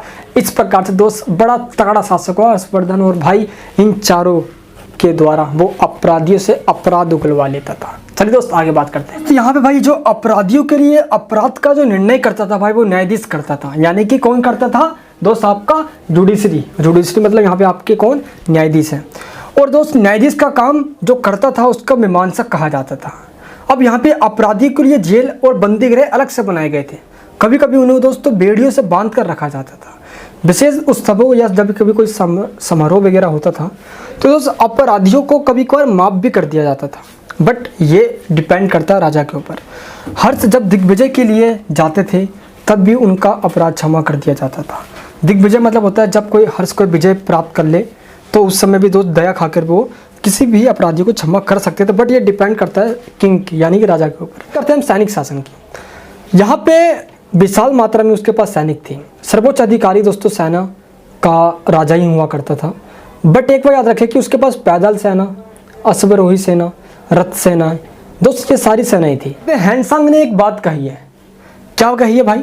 कि हर्षवर्धन के पास पैदल सेना की तो संख्या ही नहीं है, यानी कि दोस्तों असंख्यक, अनकाउंटेबल इतने सारे उसके पास सोल्जर्स थे। लेकिन दोस्त जो घुड़सवार है उसके पास टोटल 20,000 यानी कि 20,000 थे। लगभग हाथियों की सेना उसके पास 60,000 यानी कि दोस्त यहाँ पे 60,000 उसके पास सेना थे हाथियों के रूप में। एंड हर्षचरित दोस्तों एक ग्रंथ है, इसमें हमें ये पता चलता है कि उसके पास ऊँटों के भी विशाल मात्रा में सैनिक थे, यानी कि घोड़े और हाथियों के अलावा उसके पास ऊँटों के भी सैनिक थे। और दोस्त यहाँ पे हर्ष की सेना में नौसेना भी शामिल थी। यहाँ पे दोस्त एक चीज़ है कि महाबला अधिकृत कि सेनापति का अश्वसेना अध्यक्ष होता था। बहुत से सैनिक अधिकारियों का उल्लेख मिलता है इसके अंदर। इस समय तक सेना में रथ का प्रयोग समाप्त हो चुका था। यहाँ पे एक बात ध्यान देने वाली है, हर्ष ने गुप्तचर संस्था बना रखी थी, जिसका आज से हम तुलना करें तो सीआईडी आपने देखा होगा दोस्त। सीआईडी से मतलब होता है जैसे पुलिस विभाग मान लो आप, है ना। चुपके चाप दोस्त जो अपराध करता है घुप कर जाती है, छुप कर जाती है दोस्त, पकड़ लेती है, उसी को दोस्त गुप्तचर विभाग कहा जाता है। जैसे कि सीआईडी कह लो आप आज, है ना, उसके पहले गुप्तचर विभाग कहा जाता था। ये क्या करते थे भाई? कोई गंभीर अपराध हो उसको पकड़ने का काम करते थे। यानी कि दोस्तों दिमाग से बड़ा तेज था ये हर्षवर्धन, है ना, क्योंकि अपराधी को छोड़ता नहीं था भाई ये। आए तो समझ में। चलिए दोस्तों बात करते हैं हम कि हर्षवर्धन का धर्म कैसा था। देखिए हर्षवर्धन बौद्ध धर्म का अनुयायी था। इसने बौद्ध धर्म के प्रसार के लिए दोस्त कई मंदिरें बनवाई, कई स्तूपें बनवाई। यहाँ पे जो हैंडसांग है भाई वो चीन से स्पेशल हर्षवर्धन के काल में ही तो आया था। कहाँ पे? नालंदा विश्वविद्यालय में पढ़ने के लिए। एंड जो स्तूप है उससे कुछ जानकारी जुटाने के लिए, और इसमें काफ़ी हेल्प भी करी थी हर्षवर्धन ने हैंडसांग की, है ना। और जब हैंडसांग वापस गया चीन के अंदर तो उसने विवरण जो लिखे उसमें हमें ये सारी बातें पता चलती है। जब उसने ये बताया कि हर्षवर्धन से मैं मिला था, ये सारी बातें हुई थी उससे, ये काफ़ी इंपॉर्टेंट है जिसके बारे में हमें पता चलता है। और ये सारी जानकारी हमें हैंडसांग के विवरण से मिलता है, यानी कि जो उसकी यात्रा वृत्तांत है। वृत्तांत मतलब जो यात्रा करते समय लिखा जाता है। एक सबसे खास बात यह है कि कन्नौज धर्म परिषद, एक भाई रिलीजन की एक काउंसिल थी जिसका नाम था कन्नौज धर्म परिषद। इस परिषद का काम क्या था कि कन्नौज में या आसपास दे कन्नौज का काफ़ी महत्व बढ़ चुका था, है ना, क्योंकि कन्नौज की लिए तो लड़ाई चल रही थी। अब हुआ ये था यार कि कन्नौज और आसपास के एरियाज में कोई धर्म के नाम पे लड़ा तो नहीं रहा, कोई धर्म को लेकर अधर्म काम तो नहीं कर रहा। तो दोस्तों ये काउंसिल बना दी गई थी ताकि वो जांच करे कहीं पे कोई ऐसा काम तो नहीं कर रहा, और कोई करता हुआ पकड़ा गया तो ले साले का अंग भंग कर देंगे। बड़ा तेज था दिमाग का भाई हर्षवर्धन, फिर से बता रहा हूँ मैं आपको। दोस्तों बात करते हैं हम कि हर्षवर्धन जो था यानी वर्धन वंश के जो शासक हैं हर्षवर्धन, इनका साम्राज्य विस्तार कहाँ तक हुआ था। देखो मैं आपको स्टार्टिंग बता देना चाहता हूँ कि हर्ष की विजय के बारे में हमें कोई जानकारी इतनी ज़्यादा तो नहीं मिल पाई है इतिहासकारों को, लेकिन जो भी जानकारी मिली है उसके बिहाफ पे दोस्त आज मैं आपको यहाँ पे बताने की पूरी कोशिश कर रहा हूँ। आई होप कि आप इसको समझ पाओगे। देखो हर्ष का जो साम्राज्य विस्तार था वो उत्तर यानी कि हिमालय से लेकर वो दक्षिण में विंध्य पर्वत तक फैला हुआ था, है ना, उत्तर से दक्षिण में। अगर मैं बात करूँ पूर्व से तो पूर्व में एक जगह का नाम है दोस्तों कामरूप, यहाँ से लेकर पश्चिम में जगह का नाम है सौराष्ट्र, यहाँ तक फैला हुआ था। यानी कि हम इस बिहाफ पे कह सकते हैं कि उत्तर से लेकर दक्षिण में, पूर्व से लेकर पश्चिम में सभी जगह इसका साम्राज्य फैला हुआ था। किसका? हर्ष वर्धन का। जैसे कि यहीं पे एक भाई यहाँ पे थिंकर होते हैं आपके मजूमदार, ये क्या कहता है कि जो हर्ष का जो साम्राज्य है इसके अंदर उत्तर प्रदेश आता है, बिहार आता है, बंगाल आता है, उड़ीसा आता है, इसके अलावा कुछ नहीं आता, अगर मजूमदार की हम बात माने। लेकिन दोस्तों हैंडसंग कुछ अलग कहता हुआ दिख रहा है, ये कहता है कि संपूर्ण भारत में इसका राज हुआ करता था। तो आपको दोनों बातें मेंशन करनी है यहाँ पे। हर्ष के पैतृक राज्य थानेश्वर, यानी कि दोस्त थानेश्वर में ही इसका जन्म, इसके पापा मतलब दादा वादा सब थानेश्वर से ही थे। जैसे कि भाई यहाँ पे प्रभाकर वर्धन हो गए इनके पिता, तो ये थानेश्वर से तो थे भाई, जो कि दक्षिण पंजाब और पूर्वी राजपूताना इसके अंदर शामिल हुआ करता था, है ना, कहाँ पे, थानेश्वर में। एंड ग्रह वर्मा की मृत्यु के बाद उसने कन्नौज के मोखिरी राज्य को अपने साम्राज्य में मिला लिया, जिसमें समस्त उत्तर प्रदेश का कुछ भाग शामिल था।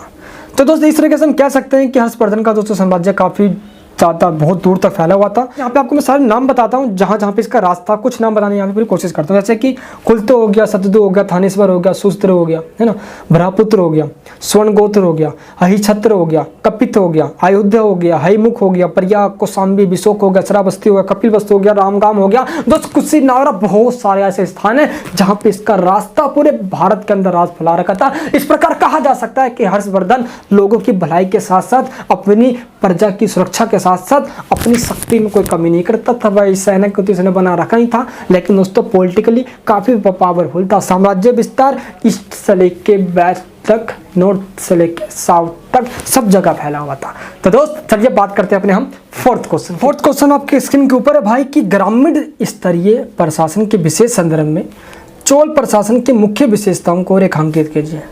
यहाँ पे दोस्त आपको जो चोल एम्पायर है इसके कुछ फीचर्स हैं उसके बारे में बताना है। किसके? चोल एम्पायर के, यानी कुछ एडमिनिस्ट्रेशन की बातें बतानी है, ठीक है। चोल वंश, यहाँ पे आपको बताना चाहता हूँ भाई कि चोल वंश का शासन भारत के साउथ में हुआ करता था। सबसे पहले करिकला चोल, चोल वंश के सबसे पहले शासक में जो नाम आता है वो करिकला चोल का नाम आता है। लगभग 13वीं शताब्दी में 13th सेंचुरी में इनका शासन भारत के साउथ मतलब तमिलनाडु में हुआ करता था। देखो तमिलनाडु में पहले बहुत आसपास के क्षेत्र आया करते थे, लेकिन आज तमिलनाडु एक सिंगल क्षेत्र है ना। तो इस तरह के दोस्तों चोल वंश जिसमें सबसे पहला जो राजा था, शासक था, वो कौन था? करिकला चोल था, जिनका शासन साउथ भारत के दक्षिण में हुआ करता था, और दक्षिण मतलब तमिलनाडु के आसपास। और इनका शासन कब? 13वीं शताब्दी, यानी कि दोस्तों 13th सेंचुरी के आसपास का शासनकाल हुआ करता था। चोल प्रशासन या चोल वंश पीतल से बनी वस्तुओं के लिए फेमस है भाई। पीतल, है ना, अब ये पीतल बड़े चमकते हैं भाई सोने के टाइप में, तो इन्होंने कुछ मूर्तियां बना डाली। जैसे आपने देखा होगा नटराज की मूर्ति, तो दोस्त यहाँ पे सबसे पहला उदाहरण है नटराज की मूर्ति। दोस्त देखा होगा ना, है नटराज की मूर्ति पीतल से प्योर बनाई गई है। एंड दोस्त तमिलनाडु की एक जगह है, वहाँ एक नाम है दोस्तों तंजावुर। क्या नाम है? तंजावुर। तो दोस्तों तंजावुर में एक बृहदीश्वर भगवान की दोस्तों एक मंदिर है, टोटल पीतल से बनाई गई है। दोस्तों आप पिक दे सकते हो तंजावुर की जो बृहदीश्वर मंदिर है एंड दोस्तों नटराज की, तो ये दोनों ही पीतल से बनाई गई है। और इस तरीके से दोस्तों हम कह सकते हैं कि पीतल से बनी मूर्तियों के लिए ये चोल प्रशासन या चोल साम्राज्य या चोल वंश काफ़ी फेमस हुआ। भाई बात करते हैं यहाँ पे चोल प्रशासन की। देखो पहले बताना चाहता हूँ कि ये वही चोल प्रशासन या चोल शासन है भाई, जब इसी के समय चोल, चेल, पांडे आपने सुना होगा नाम, तो चोल, चेल, पांडे ही दोस्त हम बात करेंगे यहाँ पे चोल की, है ना, सिर्फ जो क्वेश्चन में पूछा गया है। देखो चोल की राजधानी तंजौर हुआ करती थी, तंजौर जिसको आज हम तंजावुर कहते हैं, है ना। चोल साम्राज्य 3 प्रशासनिक इकाइयों में बांट दिया गया था इसको भी। देखो हर राजा अपने प्रशासन को बांट देता है ताकि वो उसको आसानी से चला सके। जैसे सरकार, स्थायी सरकार और स्थानीय सरकार, यानी दोस्तों सरकार जो परमानेंट है, एक सरकार जो अनपरमानेंट है, एक सरकार जो लोकल, जो कहाँ पे है, सबसे निचले लेवल पे है ना, यानी 3 लेवल में बांट दिया गया इसको। दोस्त उत्तरा मेरूर अभिलेख चोल प्रशासन पर रोशनी डालते हैं, यानी कि जब क्वेश्चन या दोस्त आपको बताना होगा कि चोल साम्राज्य के बारे में पता कहाँ से चलता है, तो दोस्त आप इसमें बताओगे एक अभिलेख है जिसका नाम है उत्तरा मेरूर, इसके बारे में हमें चोल प्रशासन के बारे में हमें इसी अभिलेख से पता चलता है। एंड जो प्रशासन का नेतृत्व राजा खुद करता था, यानी कि जो राजा है वो पूरे एडमिनिस्ट्रेशन यानी सरकार का सबसे सुप्रीम बंदा होता था, सबसे सर्वोच्च बंदा होता था। चोल शासन स्वरूप में वंशानुगत था। वंशानुगत मतलब क्या होता है भाई? मुरारकी सिस्टम, जहाँ पे बाप, उसके बाद उसका बेटा राजा, उसके बाद उसका बेटा राजा, है ना, जहाँ पे राजा ऐसा बनता है, यानी कोई चुनाव नहीं होता है ना। एंड चोल की शाही पारिवारिक परंपरा के अनुसार चोल राजा की गद्दी का अनुगामी हकदार सबसे बड़ा बेटा होगा, यानी कि जो घर में सबसे बड़ा बेटा है वही राजा बनेगा। जैसा कि दोस्त हम जानते हैं इतिहास में ऐसा ही होता आया है। स्पष्ट रूप से हम उत्तराधिकारी को युवराज कहा जाता था, यानी कि जो मान लो दोस्त मैं इस समय राजा हूँ, है ना, जब मान लो जब मेरी डेथ हो जाएगी तो मेरा जो बड़ा बेटा होगा वो राजा बनेगा, तो जो राजा बनेगा दोस्त उसको युवराज कहा जाता था। ठीक है दोस्त, तो दोस्त यहाँ पे एग्जाम्पल दे रहा हूँ, ठीक है मैं, है ना। चोल राजाओं का शाही चिन्ह शेर था, यानी कि जो पूरे राजा का, यानी पूरे जो इनका है ना, कहते नहीं, जो ऑफिशियल साइन जो था इनका, जो सरकारी काम जो होता था उस पर जो साइन लगाया जाता था वो एक शेर का इस पे दोस्त साइन चिन्ह लगाया जाता था। यहाँ पे भाई राजा की मदद के लिए मंत्री बनाए गए थे और यही मंत्री राजा की मदद किया करते थे। यहाँ पे दो तरह के अधिकारी हुआ करते थे, एक निम्न अधिकारी जिनको श्रींतरम कहते हैं, एक उच्च अधिकारी यानी कि हाई लेवल के अधिकारी जिनको प्रेतुरम कहते हैं, है ना। तो दो यहाँ पे नाम बताया, इनको याद रखना यार, थोड़े साउथ के नाम है तो थोड़ा सा अजीब सा आपको लग सकता है ना। पूर्ण साम्राज्य 9 प्रांतों में बटा हुआ था जिसको मंडलम कहा जाता था, यानी कि पूरे साम्राज्य जहाँ जहाँ पे भी इन चोल राजाओं का राज रहा, इनको दोस्त टोटल 9 पार्ट्स में बांट दिया गया था। हर एक प्रांत का नेतृत्व राजपाल करता था। राजपाल जैसे कि आज का चीफ मिनिस्टर होता है, वैसे दोस्त उस समय राजपाल हुआ करते थे, जो कि राजा से आदेश प्राप्त करता था, देन उसके बाद वो अपना रूलिंग करता यानी शासन चलाता था। हर मंडलों को कोट्टम्स, क्या कहते थे, कोट्टम्स या बनंदूस में विभाजित कर दिया जाता था, जिसे आगे नाडु में पर विभाजित किया गया। तो आसान शब्दों में समझाऊं मैं आपको, देखो मंडलों को बांट दिया गया किसमें, कोट्टम्स में। देखो मंडल मतलब राज्य है ना। अब राज्यों को किसमें बांटा गया, कोट्टम्स में। कोट्टम्स को भी बांट दिया गया किसमें, नाडु में, और नाडु को भी बांट दिया गाँव में। यानी दोस्तों गाँव के बाद नाडु हो गया आपका डिस्ट्रिक्ट, है ना, और डिस्ट्रिक्ट के बाद दोस्तों आपका हो गया एक स्टेट, कौन सा, कोट्टम्स में मान सकते हो आप। बताना चाहूँगा आपको याद है, जो मंडल है, मंडल मतलब क्या होता है, यानी कि तो जो राज्य है उसको अलग अलग पार्ट्स में बांटा गया, उसको ही मंडल कहा जाता है। और वो अलग अलग पार्ट्स कौन से, सबसे पहले कोटुम्स है, कोटुम्स के बाद आता है आपका नाडु, नाडु के बाद आपका आता है गांव। तो दोस्त लाइन से याद रखें, सबसे पहले कोटम्स, कोटम्स को दोस्तों बलंदूस भी कहा जाता है ना। तो कोटुम्स हो गया, उसके बाद आपका नाडु हो गया, एंड नाडु के बाद आपका गाँव हो गया, और जिसको हम उर्स भी कहते हैं, यानी गाँव को हम उर्स के नाम से भी जाना जाता है। चोल सरकार पूरी तरह से भूमि पर जो भी टैक्स लगाती थी उसी दोस्त उसका इनकम आता था। भूमि उपज का लगभग 1/6 भाग इकट्ठा करके टैक्स के रूप में सरकार लेती थी, यानी कि दोस्तों चोल शासन में लिया जाता था। और भूमि राजस्व के अलावा आयात कर, जो भी सामान इंपोर्ट होगा उससे पैसा मिलता था, यानी कि आयात कर। एंड पथकर, पथकर मतलब जब टोल टैक्स जिसको कहते हैं हम, एक जगह से सामान जब दूसरी जगह पे जाता है ना, पथकर। ये साम्राज्य के इनकम के सबसे मेन सोर्स थे, है ना। इसके अलावा बंदरगाहों या वनों या खदानों के ऊपर जो भी टैक्स लगाया जाता था, या संपत्ति टैक्स हो गया, है ना, प्रॉपर्टी टैक्स, इनसे भी इसको पैसा मिलता था, टैक्स आता था। दोस्तों चोलाओं के पास सक्षम सेना थी, जल सेना थी। सेना लगभग 70 रेजिमेंटों से बनी हुई थी। चोल राजा उच्च कोटि के अरबी घोड़ों का आयात ऊंची कीमतों पर किया करते थे, यानी दोस्तों ये शाही फरमान या अपने आप को बड़ी शक्तिशाली बनाए रखना चाहते थे। चोल राजा मुख्य न्यायाधीश का भी काम करता था, क्योंकि बड़े मुकदमों की पैरवी वह अपने आप खुद करता था, जो बड़े बड़े मुकदमे हैं। बाकी जो छोटे छोटे मुकदमे हो गए वो गांव के ग्राम सभा में हो गए दोस्त, उन पे छोड़ दिया जाता था, सरपंच वगैरह पे छोड़ दिया जाता था। चोलाओं की यानी जो चोल वंश है या चोल राजा हैं, एक मुख्य प्रशासनिक इकाई नाडु हुआ करती थी। दोस्तों ये नाडु जरूर आप नाम याद रखें, मैं फिर भी चर्चा कर रहा हूँ बार बार इसका, क्योंकि प्रत्येक नाडु का नेतृत्व, देखो नाडु का मतलब यहाँ पे एक डिस्ट्रिक्ट से है, ठीक है। एक जो नाडु का जो एक डिस्ट्रिक्ट का जो मालिक होगा, जिसको हम क्या कहेंगे, नात्तर कहेंगे, है ना, क्या कहेंगे, नात्तर। आप दोस्तों लिखा हुआ देख सकते हो यहाँ पे। जबकि नाडु की सभा को नतवई कहा जाता था, है ना, यानी कि नाडु में जितने भी मेंबर आएंगे जो यहाँ पे रूलिंग करेंगे, लेकिन मेन तो नात्तर होगा, लेकिन नात्तर के जो हेल्प मिलके सब सारे जो करेंगे उन सभी को मिलाकर एक सभा बनती थी, एक कमीशन बनती थी, जिसको नतवई कहा जाता था। ग्राम प्रशासन की पूरी जिम्मेदारी चोल प्रशासन दोस्तों अलग अलग भाग में बांट कर किया करती थी, जैसे ग्राम सभा हो गई, इन सब में बांट के करती थी, जिसको हम ग्राम सभा का नाम से भी जानते हैं। यह सड़कों, तालाबों, मंदिरों और सार्वजनिक तालाबों का रख रखाव करती थी। ग्राम सभा भी टैक्स लिया करती थी, और यह टैक्स वो राजा के पास दिया करती थी। एट लास्ट में बात करूं दोस्तों, ग्राम प्रशासन को वरियंस के द्वारा प्रभावशाली तरीके से चलाया जाता था, जिसमें समाज के पुरुष सदस्य थे। वारियंस दो प्रकार के होते थे। उदाहरण के लिए न्याय प्रशासन न्याय वरियम के द्वारा किया जाता था, जबकि मंदिरों का धर्म वरियन द्वारा देखरेख किया जाता था।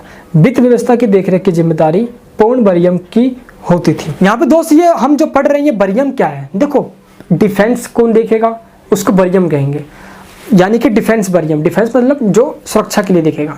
हेल्थ वरियम जो स्वास्थ्य को देखेगा। एंड दोस्तों जो यहाँ पे टैक्स को देखेगा उसको वरियम, यानी दोस्तों तमिल की भाषा का शब्द है ये वरियम, कह सकते हो जो उसका मुख्य काम है, तो है ना, उसको वरियम के नाम से यहाँ पे डिनोट कर रहे हैं हम, ताकि जो कहेंगे हम कर वरियम तो वो टैक्स लेगा, राजा को देगा। हम बोलेंगे स्वस्थ वरियम तो वो स्वास्थ्य की देखभाल करेगा। हम बोलेंगे सुरक्षा वरियम तो सुरक्षा की देखभाल करेगा। यहाँ दोस्तों अलग अलग काम को बांट कैटेगराइज कर दिया गया था ताकि शासन सही चलाया जा सके। तो भाई ये था आपका पूरे चोल साम्राज्य का बात दोस्त। इस तरह से इसका पूरा प्रशासन फैला हुआ था और चोल साम्राज्य ने भी अपने आप को काफ़ी शक्तिशाली बना रखा था। देखो दक्षिण में इन चोलों का, जैसे चोल, चेल, पांड्य तीनों का तगड़ा राज चलता था। इस प्रकार से हम कह सकते हैं कि चोलों का साम्राज्य भी काफ़ी शक्तिशाली रहा, लेकिन आपसी कहला और दोस्तों इस साम्राज्यवाद की आकांक्षा ने भी इसको भी ले डुबाया और इसका भी अंत में जाके पतन हो गया। तो चलिए दोस्त अब बात करते हैं अपने नेक्स्ट क्वेश्चन। नेक्स्ट क्वेश्चन क्या कह रहा भाई, आपका स्क्रीन पे देख सकते हो भाई कि गुप्तोत्तर काल में उत्तर भारत में सामाजिक, आर्थिक एवं राजनीतिक क्षेत्रों में हुए परिवर्तनों का विश्लेषण कीजिए। दोस्त सही से सुनना, आफ्टर गुप्तास पीरियड। कब दोस्तों? आफ्टर गुप्तास पीरियड, यानी कि दोस्त गुप्त काल के बाद, जिसको हम गुप्तोत्तर काल कहते हैं।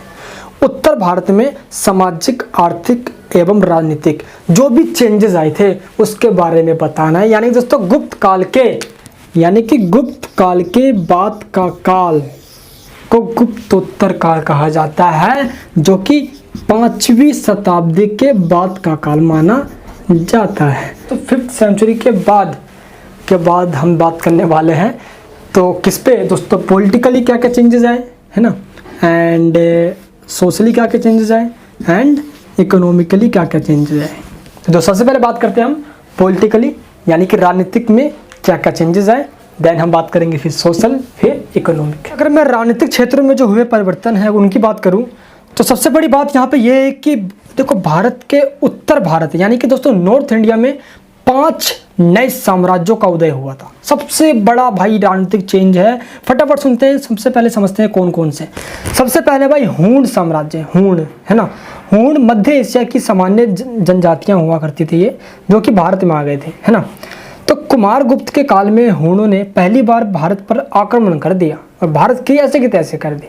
और दोस्त कुमार गुप्त और स्कंद गुप्त तो सफल हो नहीं पाए थे, और फिर भी दोस्तों भारत में उनका प्रवेश हो ही गया था इन हूणों का, है ना। और हूणों ने बहुत अल्प, यानी कि बहुत कम समय, लगभग दोस्तों 30 साल भारत में शासन किया। फिर भी उत्तरी भारत में उन्होंने अपनी शक्ति को बहुत तेजी से फैलाया।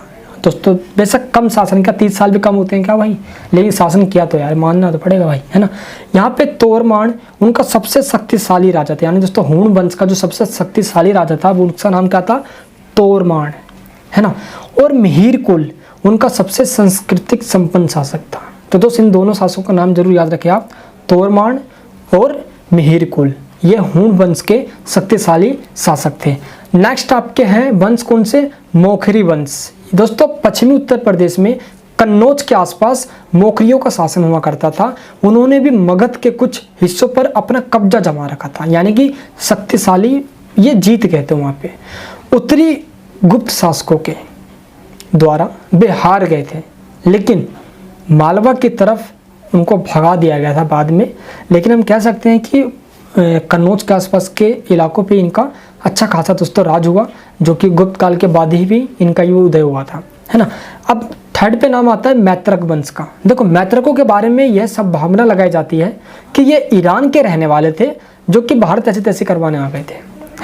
पता है क्या मतलब है, बाहर के लोग यहाँ पे भी नहीं आके फटाफट गुलाम बना लेते हैं, राज्य के तैसे मार रखे हैं।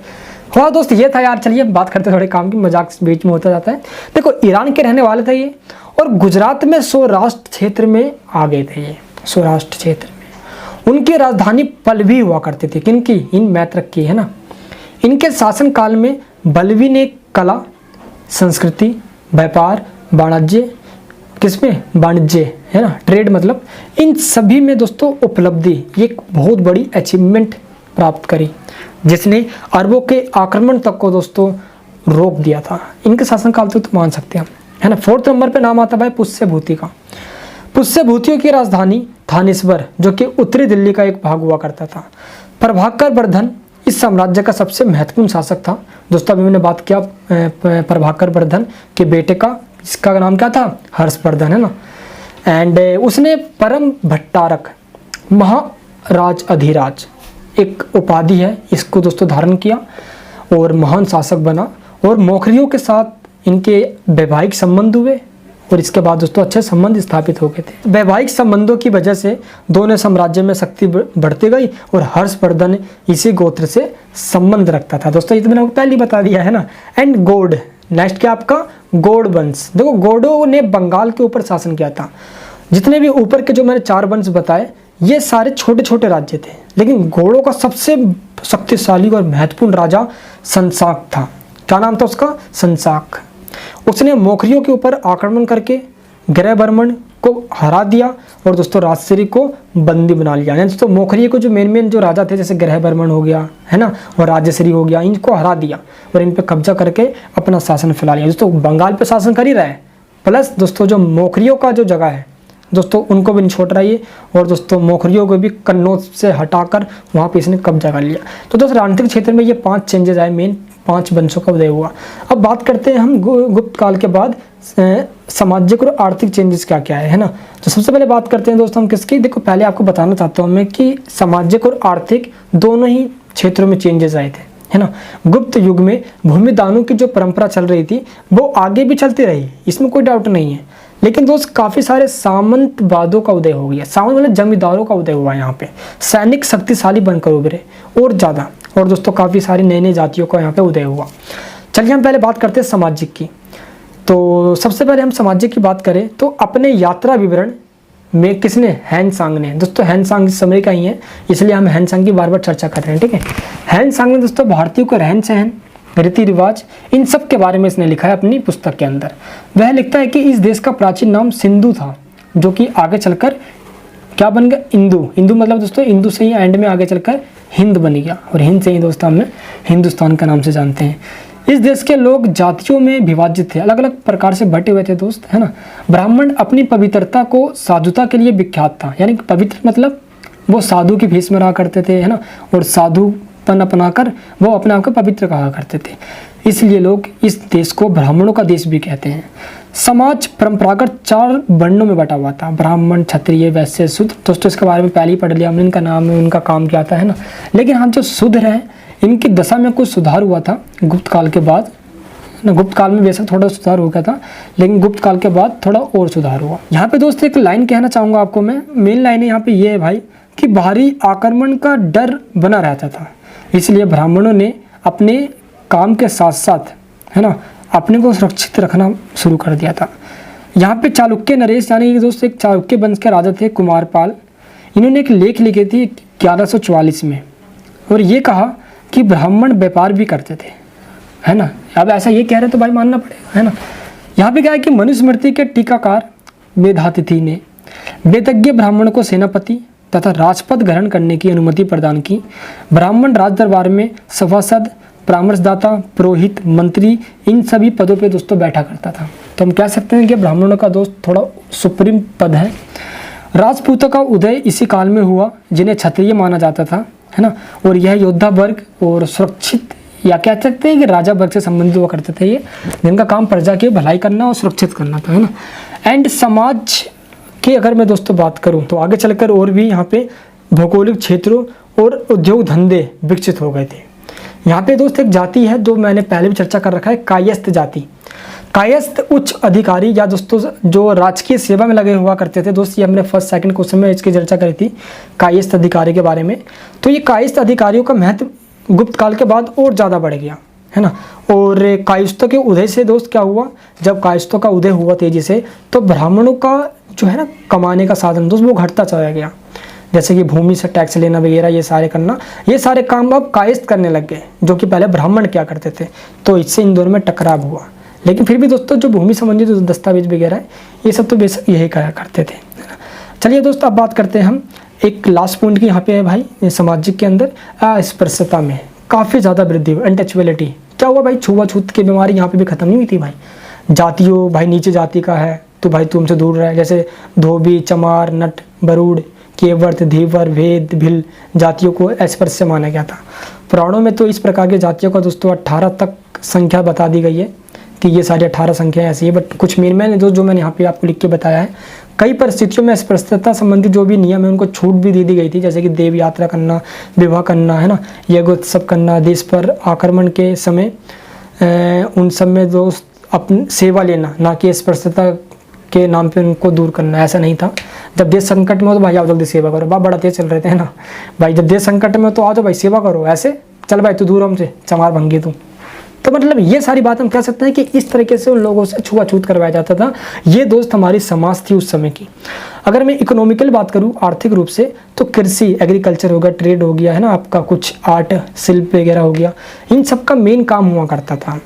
वैसे वर्ग कृषि, पशुपालन, व्यापार, ये सब काम करते थे। तो दोस्तों गुप्त काल में वैश्यों ने कृषि, है ना दोस्त, गुप्त काल के बाद क्या हुआ, वैश्यों ने कृषि पशुपालन छोड़ दिया और इसके अलावा दोस्त उन्होंने व्यापार करना बहुत तेज़ी से शुरू किया।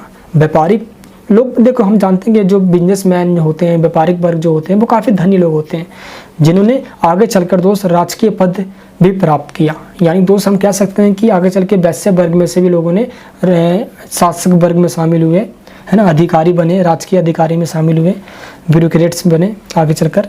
तो ये तरीके से दोस्त हमारा आर्थिक रूप में सारा हमारा काम था।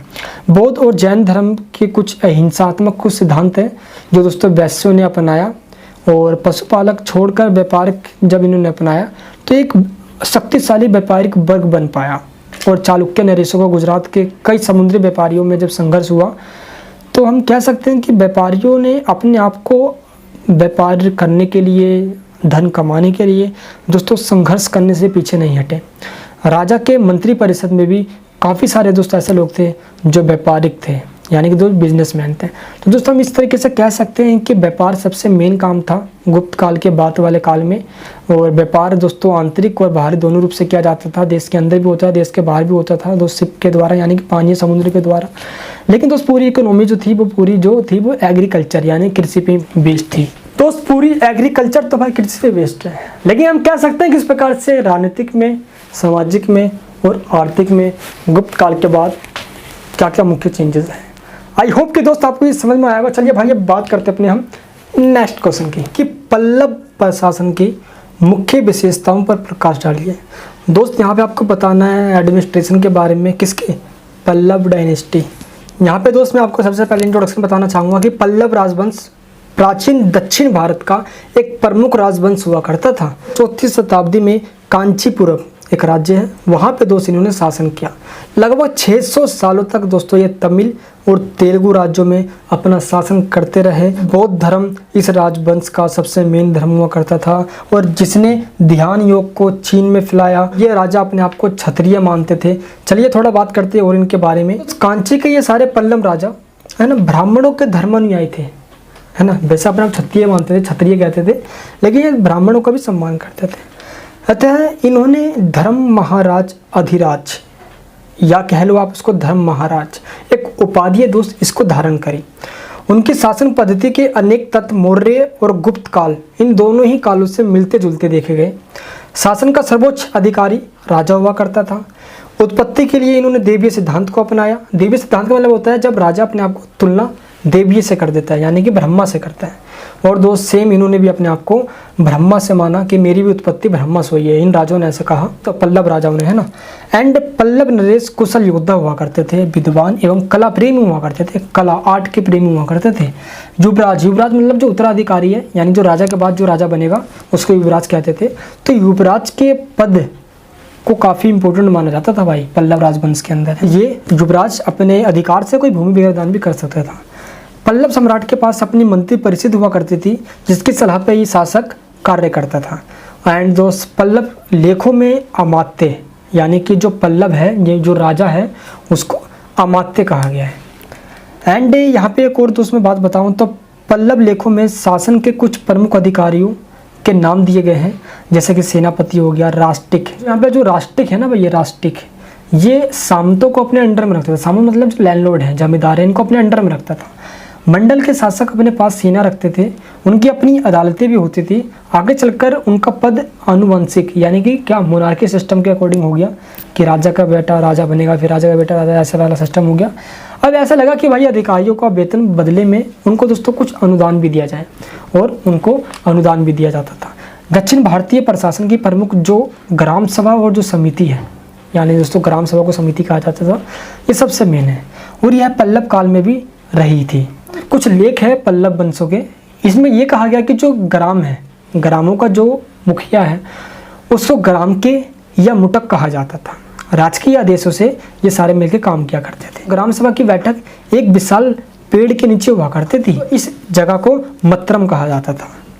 ग्राम लगभग दो प्रकार से बांट दिए गए थे, बृहद्य और सामान्य। ग्रामों में ब्राह्मणों की आबादी अधिक हुआ करती थी, क्योंकि दोस्तों इनको ऊंचा दर्जा प्राप्त था समाज के अंदर, और इनसे कोई भी टैक्स नहीं लिया जाता था।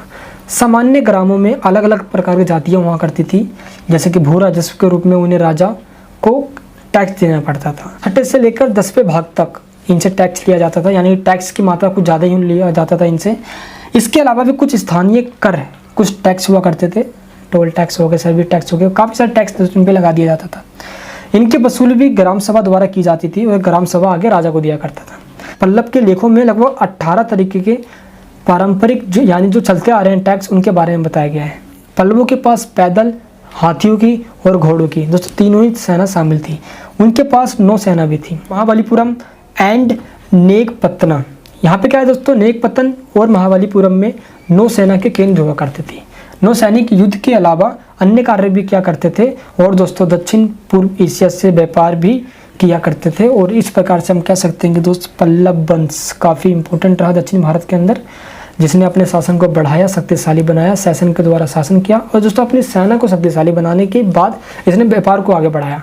और दोस्तों अपने प्रशासन में इसने गुप्त वंश और मौर्य वंश के बातों को अपनाते हुए राजा को ऊपर रखा। सेम भाई गुप्त काल और मौर्य वंश को अपनाते हुए क्या किया, राजा सुप्रीम है, व्यापार को प्रमोट करेंगे, सेना को शक्तिशाली बनाएंगे, ताकि किसी के पास की नहीं है हमारे डंडा करने की, भाई हमें हराने की। और जो लगभग 600 सालों तक इन पल्लव वंशों ने साउथ में राज किया। तो दोस्तों इस प्रकार से भाई हमारा ये वाला क्वेश्चन था। आई होप कि आपको समझ में आया होगा बेस्ट तरीके से।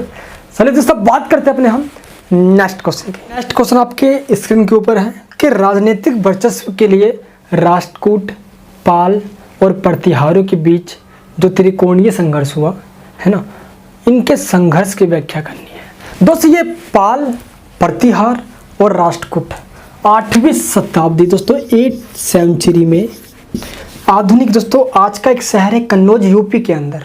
दोस्त पहले बड़ा शक्तिशाली हुआ करता था।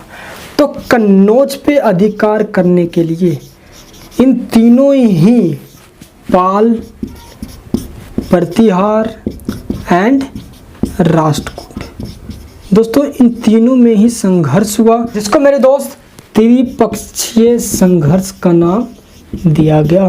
त्रिपक्षीय संघर्ष, क्योंकि इसके अंदर मतलब 3 वंश शामिल है, पहला, दूसरा, तीसरा, पाल वंश, प्रतिहार वंश एंड राष्ट्रकूट वंश।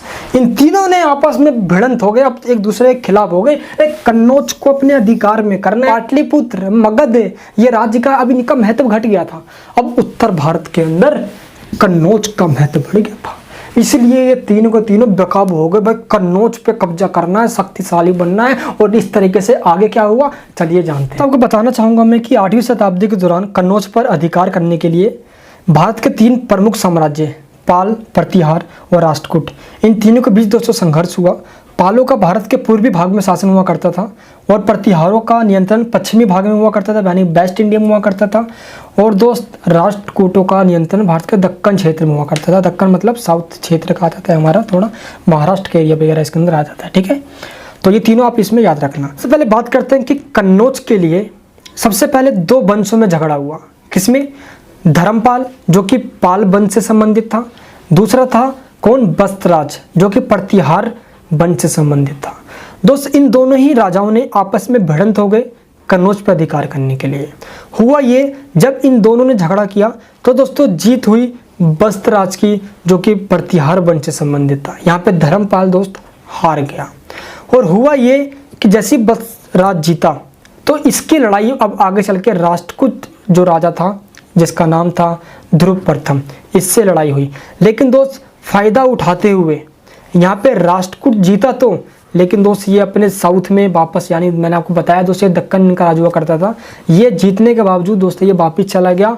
और यहाँ पे दोस्त धर्मपाल ने फ़ायदा उठाते हुए कन्नौज पे अधिकार कर लिया। जबकि दोस्तों धर्मपाल यहाँ पे हार चुका है, फिर भी वो अधिकार कर लिया। लेकिन तरीके से अपनाया गया, अनपरमानेंट ही होता है। और दोस्त ये अनपरमानेंट ही रहा।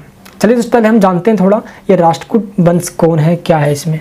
देखो हर्ष की मृत्यु, जब हर्ष की डेथ हो गई थी, हर्षवर्धन की, तो इसके बाद कन्नौज पे अधिकार करने के लिए बंगाल के पास राष्ट्रकूट तथा उत्तर के गुर्जर प्रतिहारों के मध्य त्रिपक्षीय संघर्ष हुआ।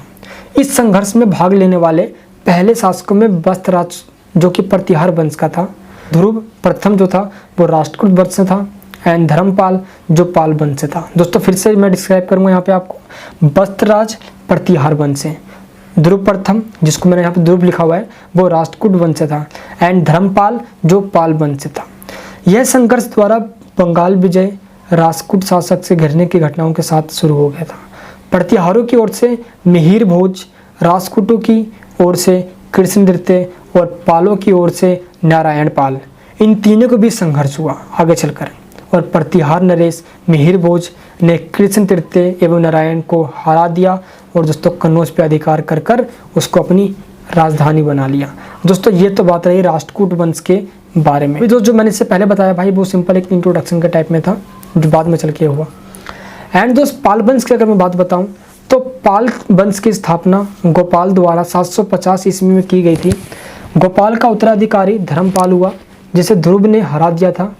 लेकिन ध्रुव के लौटने पर धर्मपाल ने कन्नौज पर अधिकार कर लिया और पंजाब और राजस्थान इसको भी जीत लिया। पाल शासक बौद्ध धर्म को मानते थे। एंड दोस्त हुआ ये आगे चलकर कि सुलेमान नामक एक अरबी यात्री ने यात्रा की और पाल साम्राज्य को रुहा कहा, है ना। इसको एक अपने शब्द में इसका एक नाम दिया, रुहा, यानी कि जो अपने साम्राज्य को बढ़ाने की बात कर रहे हैं। दोस्त नालंदा विश्वविद्यालय को धर्मपाल ने ही आगे बढ़ाया, यानी कि उसको दोस्तों रेनोवेट करवाया, उसको ठीक करने का काम किया है, पुनर्जीवित किया। और विक्रमशिला विश्वविद्यालय की स्थापना भी धर्मपाल ने ही की, यानी दोस्तों पाल वंश के द्वारा ही किया गया। बात करते हैं हम गुज्जर प्रतिहार वंश की। इन्हें गुज्जर प्रतिहार कहा जाता है क्योंकि इनकी उत्पत्ति गुजरात या दक्षिण पूर्वी राजस्थान से हुई। सिंध की ओर से राजस्थान पर जो आक्रमण होते हैं दोस्त उनको रोकने के लिए, यानी कि अरब शासकों को रोकने के लिए, इसी के वजह से इन्हें प्रसिद्धि मिलती गई। और 738 ईस्वी में गुजरात के चालुक्यों द्वारा अरबों को हरा दिया गया। प्रतिहार वंश या कह सकते हो इस साम्राज्य का जो सबसे मेन जो राजा था, शक्तिशाली राजा दोस्त, उसका नाम था भोज। प्रतिहारों की राजधानी कन्नौज थी। भोज पाल शासक धर्मपाल से पराजित हो गया था दोस्तों, हार गया था। एंड अरब यात्रियों के अनुसार प्रतिहार शासकों के पास सबसे अच्छी घोड़े की सैनिक थी। भोज विष्णु का पुजारी था और दोस्तों आदि वराह की उपाधि उसने धारण की थी। महान कवि और नाटककार राजशेखर भोज के पौत्र महिपाल के दरबार में रहता था और दोस्तों इस काल में व्यापार वाणिज्य घटता चला गया था। इस प्रकार से भाई इस कन्नौज को जीतने के लिए पहले राष्ट्रकूट, फिर पाल, उसके बाद प्रतिहार, तीनों ने दोस्तों संघर्ष किया। ये कन्नौज काफ़ी इंपॉर्टेंट हुआ, है ना, जिसने इन तीनों के बीच आपस में दोस्तों लड़वा दिया। बात करते हैं भाई नेक्स्ट क्वेश्चन, राजपूतों की उत्पत्ति से संबंधित विभिन्न सिद्धांत कौन कौन, दोस्तों विभिन्न अलग अलग प्रकार के प्रिंसिपल कौन कौन से हैं, जिसने बताया कि दोस्तों राजपूतों का उदय इस प्रकार से हुआ है, उनका दोस्तों आपको वर्णन करना है। भाई बात करेंगे भाई राजपूत के भाई बड़े शक्तिशाली वीर हुआ करते थे भाई, यानी कि अपने स्वाभिमान दोस्त, त्याग, देशभक्ति की भावना, स्वाभिमान, त्याग, तपस्या, दोस्त कूट कूट कर देशभक्ति की भावना इन दोस्तों राजपूत में भरा हुआ करती थी। यानी दोस्त ये वो राजपूत थे जो अपने सामने किसी को टिकने नहीं देते थे। यानी दोस्त जहाँ तक हुआ इन्होंने पूरे भारत को दोस्त एक करने के लिए अपनी दम लगा दिया। लेकिन दोस्त अंत में जाके यही हुआ कि पारस्परिक जो कलह है ना, जो आपसी जो कलह है आपसी दोस्तों जो झगड़े हैं, आपसी दोस्त जो देश है, ईर्ष्या, जलन की भावना, घृणा की भावना, इसी कारण से दोस्त ये देश की रक्षा नहीं कर पाए और ये राजपूतों ने, दोस्तों इन्हीं राजपूतों ने देश की सत्ता को विदेशियों के हाथों में सौंप दिया और यहाँ से एक नई राजनीतिक युद्ध की शुरुआत हुई। लेकिन दोस्तों हम बात करेंगे कि इन राजपूतों का उदय किस प्रकार से हुआ, कौन कौन से विचार हैं। चलिए स्टार्ट। सबसे पहले बात करते हैं हम इंट्रोडक्शन की। देखो, हर्षवर्धन की मृत्यु के बाद जब इसकी डेथ हो गई थी तो 12वीं शताब्दी यानी कि 12th सेंचुरी तक उत्तर भारत के इतिहास में राजपूतों का उदय हो चुका था। यहाँ पे 7वीं और 8वीं शताब्दी से हमें राजपूतों का उदय दिखाई देने लगता है। 12वीं शताब्दी तक आते आते उत्तर भारत में उनके लगभग 36 कुल मतलब जिससे वो बिलोंग करते हैं दोस्त काफ़ी ज़्यादा प्रसिद्ध हो जाते हैं। राजपूत बड़े ही वीर और स्वाभिमानी होते थे। साहस, त्याग और देशभक्ति की भावना तो इनमें कूट कूट के भरी होती थी, परंतु दोस्त पारस्परिक संघर्ष और देश भाव की भावना के कारण ही देश की रक्षा नहीं कर पाए और देश की स्वाधीनता को इन्होंने विदेशियों के हाथों में सौंप डाला। अब बात करते हैं कि राजपूतों की उत्पत्ति संबंधित जो मत हैं, सिद्धांत वो कौन कौन से हैं। राजपूत शब्द संस्कृत के राजपुत्र से बना है या निकल कर आया है। राजपुत्र शब्द का प्रयोग जो पहले राजकुमार के अर्थ में किया जाता था, अब दोस्त मध्यकाल के पहले में इसी को सैनिक वर्गों और छोटे छोटे जमींदारों के लिए इसका प्रयोग किया जाता था। लेकिन 8वीं शताब्दी के बाद रा प्लस जपूत शब्द शासक वर्ग का पर्याय बन गया, यानी कि दोस्त राजपूत जो होगा वो राजा होगा, ये मान लिया गया है ना। और इस वर्ग की उत्पत्ति का प्रश्न विद्वानों के बीच विवाद का विषय बना हुआ है। प्रमुख रूप से 2 राजपूतों की उत्पत्ति से संबंधित 2 मत दिए जाते हैं जो निम्नलिखित है। सबसे पहला विदेशी उत्पत्ति का मत, दूसरा भारतीय उत्पत्ति का मत। पहले हम बात करेंगे विदेशी उत्पत्ति का मत क्या है इस संबंध में। राजपूतों की विदेशी उत्पत्ति से संबंधित जो मत है उसमें जो सबसे पहला बंदा है वो है कर्नल जेम्स टोड। इसने क्या कहा है, तो इनका ये कहना है कि इन्होंने कर्नल जेम्स टोड ने कि राजपूत विदेशी सीथियन जाति की संतान थे। इस मत के अनुसार राजपूतों की कुछ सामाजिक और धार्मिक प्रथाओं में समानता है, जैसे यज्ञों का प्रचलन करना, रथों द्वारा युद्ध करना, है ना, मांसाहार का प्रचलन करना, रहन सहन तथा वेशभूषा में समानता। ये इसलिए विदेशी कहते हैं, ये सीथियन दोस्तों जाति है जो विदेशों में हुआ करती थी, वो भी यही कुछ अपने आप को सांठ ठाड़ है ना, कुछ शक्तिशाली वर्ग के रूप में प्रेजेंट करते थे जैसे राजपूत, तो इसको सिमिलर माना गया है। इन प्रथाओं का प्रचलन सीथियन तथा राजपूत दोनों ही समाजों में था। अतः इस आधार पर कर्नल टोड राजपूतों को सीथियन जाति का वंशज मानते हैं। इस मत का समर्थन विलियम क्रुक ने भी किया है। अब दोस्त बात आती है कि ब्राह्मणों का बौद्ध आदि नास्तिक जातियों से देश था, अतः उन्होंने कुछ विदेशी जातियों को शुद्धि संस्कार द्वारा पवित्र करके भारतीय वर्ण व्यवस्था में शामिल करवाया। और दोस्त इस तरीके से हम कह सकते हैं कि इन्हीं को राजपूत कहा जाने लगा। ये ब्राह्मणों के द्वारा कहा जा रहा है। इस मत से ये लगता है कि इन विदेशी जातियों को शुद्धि द्वारा भारतीय समाज में शामिल कर लिया गया, है ना। अगर दोस्तों कर्नल टोड की माने तो ये विदेशी हैं और ये विदेशियों के वंशज हैं राजपूत, जिनको ब्राह्मणों ने शुद्ध करके भारतीय बनाया और इनको राजपूत का नाम दिया गया। लेकिन इस मत से तो दोस्त यही तो लग रहा है, लेकिन इन विदेशी जातियों को शुद्धि द्वारा भारतीय समाज में शामिल करने का उद्देश्य पृथ्वीराज राजसों में अग्निकुंड द्वारा राजपूती की उत्पत्ति बताई। अब दोस्त यहाँ पे सबसे बड़ी बात आती है, वरिष्ठ एक ऋषि हैं आबू पर्वत पर एक यज्ञ किया, जहाँ यज्ञ की अग्निकुंड में 4 राजपूत कुलों का उद्भव हुआ, परमार, प्रतिहार, चौहान और चालुक्य। दोस्तों ये चारों ही राजपूत वंश हैं और इस मत से ये पता चलता है कि भारतीय वर्ण व्यवस्थाओं के जो कार्य हैं विदेशी जातियों को शुद्धि द्वारा भारतीय वर्ण व्यवस्था के अंतर्गत स्थान दिया गया था। चलिए दोस्तों हम पहले बात करते हैं कि भारतीय उत्पत्ति का सिद्धांत क्या कहता है। अभी तो हमने विदेशियों की बात कर ली है ना, जिसमें टोड ये कह रहे हैं, लेकिन अब भारतीय उत्पत्ति का सिद्धांत क्या है। देखो यहाँ पे राजपूती की उत्पत्ति के विदेशी सिद्धांत का विरोध करने वाले कुछ विद्वान हैं, जैसे गौरी शंकर हो गए, हीराचंद्र हो गए, है ना, एंड सीवी वेद हो गए। ये विरोध करते हैं टोड का। ये कहते हैं कि इन विद्वानों के अनुसार राजपूत विशुद्ध भारतीय क्षत्रिय ही संतान है।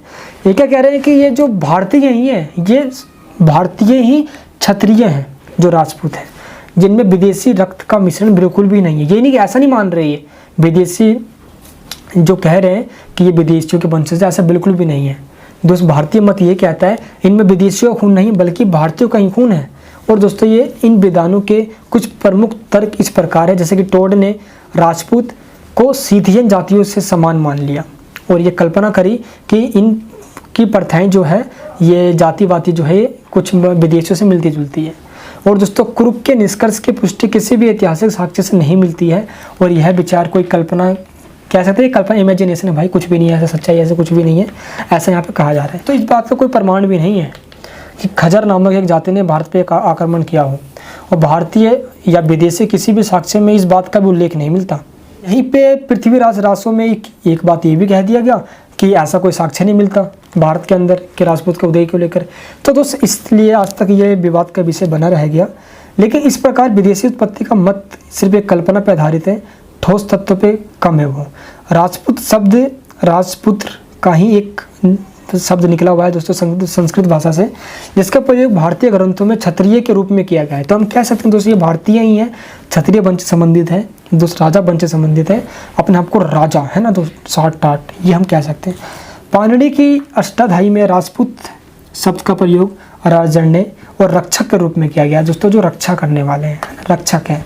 महाभारत में विभिन्न प्रकार के अस्त्र शस्त्र चलाने वालों को राजपूत कहा गया है ना दोस्तों। हम कह सकते हैं साक्ष्य है ना भाई। एंड 8वीं शताब्दी के लेखक भवभूति ने कौशल्या को राजपुत्री कहा है ना, क्या कहा, राजपुत्री कहा। एंड दोस्तों उत्तर मध्यकालीन साहित्य में भी राजपुत्र शब्द का प्रयोग क्षत्रिय जाति के लिए ही किया गया। कलहण दोस्तों कलहण ने जिसने एक बुक लिखी थी, ग्रंथ लिखी थी जिसका नाम है राजत रंगनी, ये जम्मू कश्मीर के इतिहास के बारे में बताती है 12वीं शताब्दी के आसपास। इसमें शाही परिवारों के उत्तराधिकारों को राजपुत्र की संज्ञा दी गई। और दोस्तों हमने अभी देखा कि राजपुत्र से ही निकल के आया हमारा राजपूत। और ऐसा लगता है कि तुर्कों द्वारा हार जाने के बाद राजपुत्र की राजनीतिक प्रतिष्ठा कहीं ना कहीं दोस्तों समाप्त हो गई और तुर्कों ने अपमान स्वरूप उन्हें राजपूत कहना शुरू कर दिया। यानी कि दोस्तों जब राजपुत्र हार गए, राजा जब हार गए, तुर्कों ने उनको राजपूत कहना स्टार्ट कर दिया जब वो हार गए, है ना। और आगे चलकर यही नाम लोकप्रिय हो गया। तो इस प्रकार कहा जा सकता है कि इन विधानों के अनुसार राजपूतों को वैदिक क्षत्रिय की संतान मानना चाहिए। तो दोस्त हम क्या माने इनको, वैदिक प्राचीन जो क्षत्रिय संतान है ये उनके वंशज है, ना कि किसी विदेशी के। इस प्रकार से भाई कहा जा सकता है कि ये किसी विदेशी नहीं भाई, भारत के ही है, क्षत्रिय वंश है, बड़े शक्तिशाली रूबरू भाई, शक्ति मतलब क्या शक्तिशाली वर्ग भाई, तकड़ा। तो देखो जब तक थे बड़े शक्तिशाली, किसी को अपने सामने टिकने तक नहीं दिया। और तो अलग अलग मत है, विदेशियों का अपने मत कहने तो कहने वाले कहते रहते हैं भाई, अपने मत तो विदेशियों के भी हैं, अपने आप को विचार रखने का सबको अधिकार है, वो अपना मत है, अपना मत है सबका। लेकिन दोस्त भारतीयों ने फुल इसका अपोज किया, विरोध किया और ये कहा कि राजपूत को का उदय भारत में ही क्षत्रिय वंशज से संबंधित है। और दोस्त ऐसा कहा जाता है कि जब ये हार गए तो इनको तुर्कों ने राजपूत कहा। बाकी बात मत पे दोस्त हमने देख ही लिया कि ये वैदिक धर्म दोस्त क्षत्रिय वंश से संबंधित है। तो आप ये पूरी फैक्ट बताओगे एग्जाम्स के अंदर जो मैंने आपको बताया। और दोस्तों इसके बीच में एक बात बताना चाहता हूँ कि ये जो चीज़ मैं पढ़ा रहा हूँ ना आपको, मैं दोस्तों ये पूरे अपने नोट्स से पढ़ा रहा हूँ, जो मैंने खुद अपने ही शब्दों में आप सबके लिए लिखे हैं। दोस्त मेरे नोट्स की खास बात ये है भाई कि वो इतने ईजी लैंग्वेज में होता है कि बच्चा एक बार पढ़ ले तो अपने बच्चों तक को पढ़ाए, बिल्कुल ही आसान लैंग्वेज में, आसान शब्दों में। और बुक की वो कठिन लैंग्वेज नहीं होती भाई, है ना, क्योंकि मेरे को पढ़ाना नहीं पसंद करता मैं कठिन लैंग्वेज, ऐसा पढ़ाओ बच्चा समझ भी जाए। और दोस्तों ये notes English language and Hindi language दोनों में अवेलेबल है। दोनों के दोस्तों लिंक इस वीडियो के डिस्क्रिप्शन बॉक्स में, वहाँ से जाके लो। अगर दोस्त कोई दिक्कत होता है तो आप इस नंबर पे व्हाट्सअप करो, कोई भी दिक्कत दोस्तों नहीं है, हमारी टीम से कांटेक्ट करो और दोस्तों उनसे नोट्स ले लो। बाकी मेरे दोस्त बिल्कुल ही आसान तरीका है, वीडियो को डिस्क्रिप्शन बॉक्स या कमेंट बॉक्स में जाए, जहाँ पे कमेंट लिखते हो ना आप वहाँ पे जाए, वहाँ पे दोस्तों मैंने एक लिंक दिया, उस लिंक पे क्लिक करें और हिंदी मीडियम में हो या इंग्लिश मीडियम में आप नोट्स ले सकते हो। क्योंकि दोस्त समझाने के बाद अगर आपने नोट्स पढ़ लिया तो दोस्त सच कहता हूँ इतने आसान शब्दों में और इतने मस्त से समझ जाओगे जिन्हें कभी नहीं भूलोगे, क्योंकि नॉलेज रखना बहुत जरूरी है। चलिए दोस्तों बात करते हैं अपने हम नेक्स्ट क्वेश्चन की। क्वेश्चन का कह रहा है कि सिंध में अरबों की सफलता और उसके प्रभाव के बारे में बताइए। यहाँ पे दोस्त हम अरबों की बात करने वाले हैं कि सिंध पे उनका क्या क्या आक्रमण हुआ और किस प्रकार से उन्होंने सफलता प्राप्त करी या क्या क्या उनका इफेक्ट पड़ा। ठीक है, सबसे पहले बात करते हैं हम इंट्रोडक्शन की। देखो 632 यानी कि 632 ईस्वी में हजरत मोहम्मद की मृत्यु के बाद 6 वर्षों में लगभग दोस्तों उत्तराधिकारियों ने जैसे सीरिया हो गए, उत्तरी अफ्रीका, स्पेन और ईरान को जीत लिया था। दोस्त इनके हजरत मोहम्मद के जो भी उत्तराधिकारी हुए उन्होंने लगभग 6 सालों के भीतर इन सभी इलाकों को जीत लिया, सीरिया, उत्तरी अफ्रीका, स्पेन और ईरान को। यहाँ पे दोस्तों इस्लाम का प्रसार कर दिया। अरबों ने भारतीय सीमा पर भी आक्रमण करने की सोची और जल और थल दोनों मार्गों से दोस्तों इन्होंने आक्रमण किए, लेकिन 712 ईस्वी तक इनको कोई ज़्यादा सफलता नहीं मिली। दोस्त ये हो गया बात आपकी इंट्रोडक्शन की। दोस्त यहाँ पे अब बात करते हैं हम कि अरब आक्रमण के समय सिंध की राजनीतिक कंडीशन या स्थिति क्या थी। देखो, सिंध पर साहसी राम प्रथम का अधिकार हुआ करता था, जो राजा हर्षवर्धन के समय का ही था। साहसी राम प्रथम की मृत्यु के बाद सिंध का शासक साहसी राम द्वितीय बन गया। लगभग दोस्तों 8th सेंचुरी के आसपास की बात है ये। साहसी राम द्वितीय की हत्या उसके ही एक अधिकारी चच के द्वारा कर दी गई। दोस्तों एक चच नाम है जो कि एक ब्राह्मण था। साहसी राम द्वितीय की पत्नी से विवाह कर चच ने सिंध का शासन बना लिया।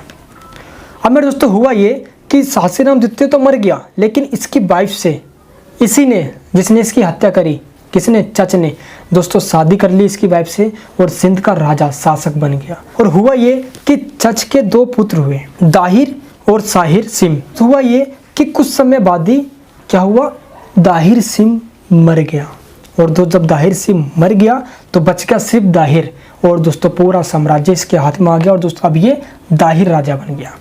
दाहिर ने कट्टर ब्राह्मणवाद स्थापित कर दिया और इस कारण से उसने बौद्धों को प्रताड़ित करना, अत्याचार करना शुरू कर दिया। और दोस्तों दाहिर इतना शक्तिशाली शासक था कि जनता उससे नाराज़ होती चली गई और आगे चल के दोस्तों भारत पे अरबों का आक्रमण हुआ।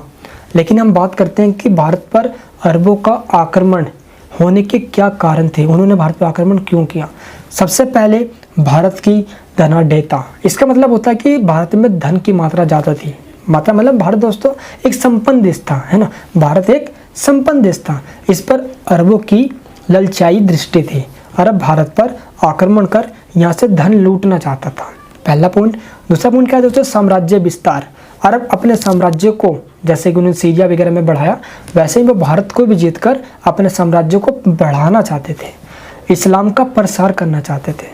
और दोस्तों जो सबसे मेन कारण था वो ये था कि देवल क्षेत्र के समुद्री डाकुओं ने अरबी जहाज़ों को लूट लिया था। खलीफा उमर के अरब गवर्नर अल इजाज ने दाहिर से मुआवजा मांगा और दाहिर ने ये मुआवजा या हर्जाना देने से मना कर दिया। और दोस्तों दाहिर जानते हो यार है, बड़ा कट्टर था। और दोस्तों इस तरीके से 712 में अल हज्जाज ने अपने दामाद और सेनापति मोहम्मद बिन कासिम को सिंध पर आक्रमण करने के लिए भेजा। और इससे पहले हज्जाज ने अब्दुल्ला और बरदुल के नेतृत्व में अभियान भेज डाला था, लेकिन मेरे दोस्त इसको दाहिर ने असफल कर दिया। यहाँ पे दाहिर इन दोनों से जीत गया। यहाँ पे मोहम्मद कासिम ने जिसको भेजा उससे तो दाहिर जीत गया, कोई दिक्कत नहीं हुई। लेकिन दोस्त कासिम ने सिंध के बौद्धों की सहायता करनी शुरू कर दी। और अब हुआ ये कि दोस्त इसने देवल क्षेत्र, जो कि दक्षिणी सिंध का एक क्षेत्र था, इसको जीत लिया। इसके बाद मोहम्मद बिन कासिम ने ब्राह्मणवाद, हलोरा, सिक्का, मुल्तान क्षेत्र, दोस्तों इन सभी क्षेत्रों पे इसने जीत लिया। और इसी बीच दाहिर मारा गया। और दोस्तों दाहिर के मरने के बाद मोहम्मद बिन कासिम ने एक छत्र रूप से सिंध पर अपना अधिकार जमा लिया। तो दोस्त मैं फिर से एक बार रिवाइज करवाता हूँ। मोहम्मद कासिम जो किसका दामाद था, अल हज्जाज का दामाद था। दोस्तों अल हज्जाज ने आक्रमण क्यों करने की कोशिश करी, क्योंकि दोस्त अरबी जहाज़ों को लूट लिया गया था समुद्री डाकुओं के द्वारा। और ये समुद्री डाकू कौन थे, जो देवल क्षेत्र के थे। दोस्तों देवल क्षेत्र पे ही दाहिर का राज हुआ करता था। और मेरे दोस्तों जब हर्जाना मांगा गया इस दाहिर से तो इसने देने से मना कर दिया, जिसके कारण अल हज्जाज ने अपने दामाद मोहम्मद बिन कासिम को युद्ध के लिए भेजा। पहले मोहम्मद कासिम ने खुद ना आकर अब्दुल्ला और बरदुल को भेजा, लेकिन जब ये हार गए दोनों तो दोस्तों फिर खुद मोहम्मद कासिम ने दोस्तों देवल पे अधिकार करके और ये क्षेत्रों पे सालोर हो गया, सिक्का, मुल्तान, इन पे अधिकार करके लास्ट में दाहिर को मार दिया और सिंध पर अधिकार कर लिया। दोस्तों ये मैंने आपको बहुत मेन फैक्ट बताए, तो प्लीज़ इसको अच्छे समझना। दाहिर का बेटा जय सिंह ने कुछ सालों तक तो मोहम्मद बिन कासिम का सामना किया, लेकिन दोस्तों आगे चलकर इसने भी इस्लाम धर्म अपना लिया। और आगे चल के दोस्त हुआ ये कि मोहम्मद बिन कासिम ने पहली बार भारत में गैर मुस्लिम जनता पर जजिया कर लगा दिया। जजिया कर मतलब होता है जो मुस्लिम नहीं है ना, मुसलमानों को छोड़कर सभी से धर्म के नाम पर टैक्स लेना दोस्त, इसी को कहा जाता है जजिया कर। ठीक है दोस्त, तो ये सबसे बड़ा क्षेत्र सिंध था जहाँ पे हिंदू लोग ज़्यादा मात्रा में रहा करते थे और इन पे टैक्स थोप दिया गया। और दोस्त आगे चल के मंसूर बिन अल हज्जा के नाम पर मंसूरा नामक क्षेत्र बसाया और यह क्षेत्र भी दोस्तों सिंध के अंदर ही था। अब बात करते हैं हम अरब भारत में ज़्यादा सफल नहीं हो सके। क्यों चलिए कारण जानते हैं। देखो, अरब सिंध से आगे नहीं बढ़ पाए। अरबों ने भारत के सामने चुनौती पेश की, जिसका सामना करने के लिए भारत में कई शक्तियों का उदय हो गया जो 300 वर्षों तक दोस्तों स्थापित रही। उत्तर में ललिता आदित्य मुक्तापिड़ जो कश्मीर के शासक थे। ललिता आदित्य ने दोस्तों कश्मीर के सूर्य मंदिर बनवाया था, है ना। और राजस्थान में प्रतिहार शासक जैसे कि नागवट हो गए, मिहिर भोज हो गए, ये शक्तिशाली शासक थे। इन्होंने दोस्तों इन अरबों का डटकर सामना किया। आगे चल के अगर मैं दोस्त बात करूँ इन अरबों का आक्रमण का महत्व क्या है भारत के अंदर। देखो, अरबों की सिंध पर विजय का एक राजनीतिक कोई विशेष प्रभाव तो नहीं पड़ा, लेकिन सांस्कृतिक दृष्टि से बहुत प्रभाव पड़ा। जैसे कि दोस्त भारतीयों का दर्शन, ज्ञान, विज्ञान, चिकित्सा, है ना, एवं गणित अरब क्षेत्र प्रभावित हो गए इससे थे, है ना। अरबों ने भारतीय जनजीवन को प्रभावित किया और स्वयं भी यहाँ के जनजीवन से प्रभावित हुए। ब्रह्मगुप्त की पुस्तकों का अल्फजारी ने अरबी में अनुवाद किया। सूफी धार्मिक संप्रदाय का दोस्त जो स्थान था वो सिंधी क्षेत्र था जहाँ पे अरब के लोग भी रहते थे और यहाँ पे सूफी मत पर बौद्ध धर्म का काफ़ी प्रभाव पड़ा और दशमलव प्रणाली अरबों ने 9वीं शताब्दी में भारत से ही लिया, यानी दोस्तों यहाँ से ग्रहण किया था। क्योंकि दोस्तों इसकी शुरुआत सबसे पहले भारत में ही हुई थी। दशमलव प्रणाली की शुरुआत गुप्त काल के अंदर। यह भारतीय ज्ञान अरबों के माध्यम से यूरोपीय देशों तक पहुँचता चला गया और दोस्तों यूरोप के अंदर पुनर्जागरण काल आ गया, रिनेसेंस आ गया, है ना, पुनर्जागरण काल आ गया। एंड आगे चलकर दोस्तों भारत के कुछ प्रमुख विद्वान जैसे कि मल, मनक, धनक, सिंधबाद आदि अरब क्षेत्र में ऊंचे पदों पर स्थापित हुए। और दोस्तों मनक नामक चिकित्सक ने खलीफा हारून की सफलतापूर्वक चिकित्सा की थी। अरबों के दोस्तों आक्रमण ने ही भारत के व्यापारिक गतिविधियाँ समुद्री मार्गों से पश्चिमी और अफ्रीकी देशों तक फैलाने में काफ़ी हेल्प करी। इस तरीके से कहा जा सकता है कि भाई ये अरबों के आक्रमण का पहला मेन मकसद तो भारत को लूटना ही था भाई, है ना। लेकिन इसके बाद में दोस्तों कई मकसद से ये अरबों के भारत में आने के बाद इनकी संस्कृति भारत में आ गई और आज भारत एक विशाल साम्राज्य के रूप में अरबों और दोस्तों भारत पे इन अरबों का इफेक्ट प्रभाव देखा गया संस्कृति में, ज्ञान में, विज्ञान में, धर्म में, है ना। तो दोस्त ये था मेन आपका इंपॉर्टेंट क्वेश्चन रहा। चलिए दोस्तों अब बात करते हैं अपने हम नेक्स्ट क्वेश्चन। नेक्स्ट जो 10 क्वेश्चन आता है आपके एग्जाम्स के अंदर भाई वो आता है आपका शॉर्ट नोट्स, जिसमें आपको 4 क्वेश्चन दिए होते हैं, यानी 4 पॉइंट्स दिए होते हैं जिनमें आपको सिर्फ 2 पॉइंट्स, कोई सा भी 2 पॉइंट करना होता है। जैसे दोस्तों यहाँ पे 4 पॉइंट मैं आपको चारों ही सोल्व करके दिखाऊंगा। सबसे पहला है गुप्त कला एवं साहित्य, दूसरा चालुक्य है, तीसरा वैष्णव एवं शैव धर्म है, एंड दोस्तों चौथा है आपका तुर्की आक्रमण। सबसे पहले हम बात करते हैं गुप्त कला एवं साहित्य की। दोस्तों गुप्त काल की पहले हम बात करें तो 319 से 550 ईस्वी के आसपास का ये गुप्त काल माना जाता है। भारतीय इतिहास में दोस्तों इसको स्वर्ण युग या गोल्डन पीरियड कहा जाता है। इतिहासकारों ने इसे क्लासिकल युग भी कहा है या क्लासिकल एज भी कहा है। इस युग में साहित्य और कला का बहुत तेजी से बहुत विकास हुआ, इसी कारण से इसको ये कहा जाता है ना। अब दोस्तों हम पहले बात करते हैं स्तूप बनाए गए यहाँ पे, है ना, कुछ ग्रह मंदिर बनाए गए यहाँ पे, ऊंचे ऊंचे लगभग दोस्तों 128 फीट के मंदिर बनाए गए यहाँ पे जो काफ़ी इंपॉर्टेंट है इस युग के, जैसे सारनाथ का है धम्मत स्तूप हो गया। बाकी दोस्तों राजगृह स्थित जरासंध की बैठक में जो स्तूप बनाए गए हैं लगभग 128 फुट की वो हो गए। कुछ निर्माण कार्य यहाँ पे करवाए गए, कुछ बौद्ध मूर्तियाँ बनवाई गई, तो दोस्तों इसलिए ये इसको इम्पोर्टेंट माना गया है। एंड दोस्तों अगर मैं नेक्स्ट और बात करूँ, अजंता की दोस्तों कुछ गुफाएं हैं जहाँ से कोई वस्तुएं मिली हैं। 750 ईस्वी तक यहाँ पे लगभग 30 गुफाएं तक बनवाई जा चुकी थी। तो इस प्रकार से कह सकते हैं काफ़ी इंपॉर्टेंट यहाँ पे पीरियड माना गया है ये। अगर मैं बात करूँ मंदिर निर्माण कला की तो गुप्त काल से पूर्व मंदिर वस्तु के अवशेष बिल्कुल भी नहीं मिलते। गुप्त काल से मंदिर बनाने की शुरुआत मानी जाती है और भव्य मंदिर बड़े विशाल और दोस्तों आर्किटेक्चर इतने भयंकर रूप से यूज किया गया था। इस काल के अंदर मंदिर वास्तु या कला का विकास ही नहीं हुआ बल्कि इसमें काफ़ी दूर दूर तक दोस्तों ये फैला और मंदिर निर्माण के विकास के साथ साथ देवताओं के दोस्त महत्व बढ़ता गया और भारत में दोस्तों देव पूजा की परंपरा जो प्राचीन रूप से चली आ रही थी उसमें और ज़्यादा दोस्तों खोजें होती गई और ये फैलता गया। एंड दोस्त बात करूँ मैं मूर्ति कला की, तो मूर्ति निर्माण के क्षेत्र में इस काल में महत्वपूर्ण परिवर्तन हुए। गुप्त काल में 3 प्रकार की मूर्तियों का निर्माण किया गया, जैसे पत्थर की मूर्तियाँ, धातु जिसमें तांबा, पीतल, सोना, चांदी ऐसी, एंड दोस्त आपके आते हैं नेक्स्ट मिट्टी की मूर्तियाँ। तो इन तीनों तरह की मूर्तियों को यहाँ पे यूज में लाया गया। जैसे कि दोस्तों कुमार गुप्त प्रथम हो गए हमारे, इनके शासनकाल में कुछ बुद्ध की मूर्तियाँ बनाई गई थी जो काफ़ी दोस्तों मधुर मूर्तियाँ हैं। मथुरा से कुछ मूर्तियाँ निर्यात किया गया, मथुरा हो गया, काशी हो गया, सारनाथ हो गया, ये गुप्त काल के कुछ मूर्तियों के केंद्र हैं। यहाँ पे मूर्तियाँ काफ़ी बड़ी मात्रा में बनाई गई हैं। तो दोस्तों इन जगह के नाम और जो बताया मैंने आपको पत्थर, धातु, मिट्टी, इन तीनों से जो मूर्तियाँ बनाई गई हैं इनके नाम हम दोस्तों विशेष रूप से ध्यान रखें। अब बात करते हैं हम चित्रकला की। चित्रकला में दोस्तों क्या है, प्रस्तर मूर्तियों के अतिरिक्त इस काल में पकी हुई मिट्टी की भी छोटी छोटी मूर्तियाँ बनाई गई हैं। इस प्रकार की मूर्तियाँ विष्णु, कार्तिकेय, दुर्गा, गंगा, यमुना आदि की दोस्तों मूर्ति यहाँ पे बनाई गई है जो काफ़ी आकर्षक यानी कि अट्रैक्टिव होती थी। नेक्स्ट दोस्तों बाघ चित्रकला। दोस्तों बाघों के चित्रों को काफ़ी फेमस माना जाता है यहाँ पे, है ना। जैसे कि अजंता की चित्रकला के अंदर हमें बाघ, शेर की हमें दोस्तों यहाँ पे चित्र वगैरह मिली है, लौकिक रूप से जो बनी हुई है ना।